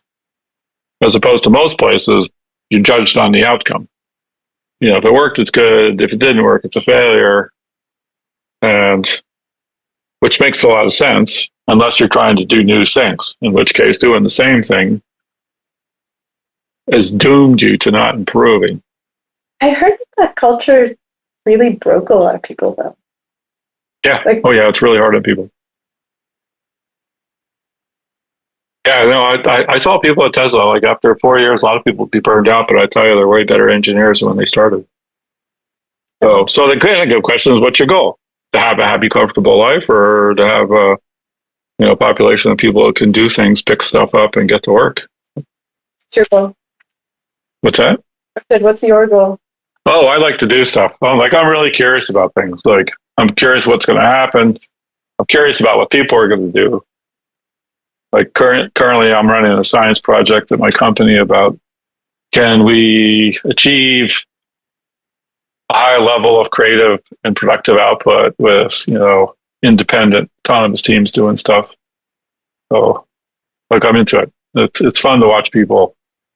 It's just, and every once in a while I think, I could jump in there and help out. But if they fail, they'll learn a lot more, and then we'll see what happens. Yeah, I played the fuck around to find out video for the whole company at all hands.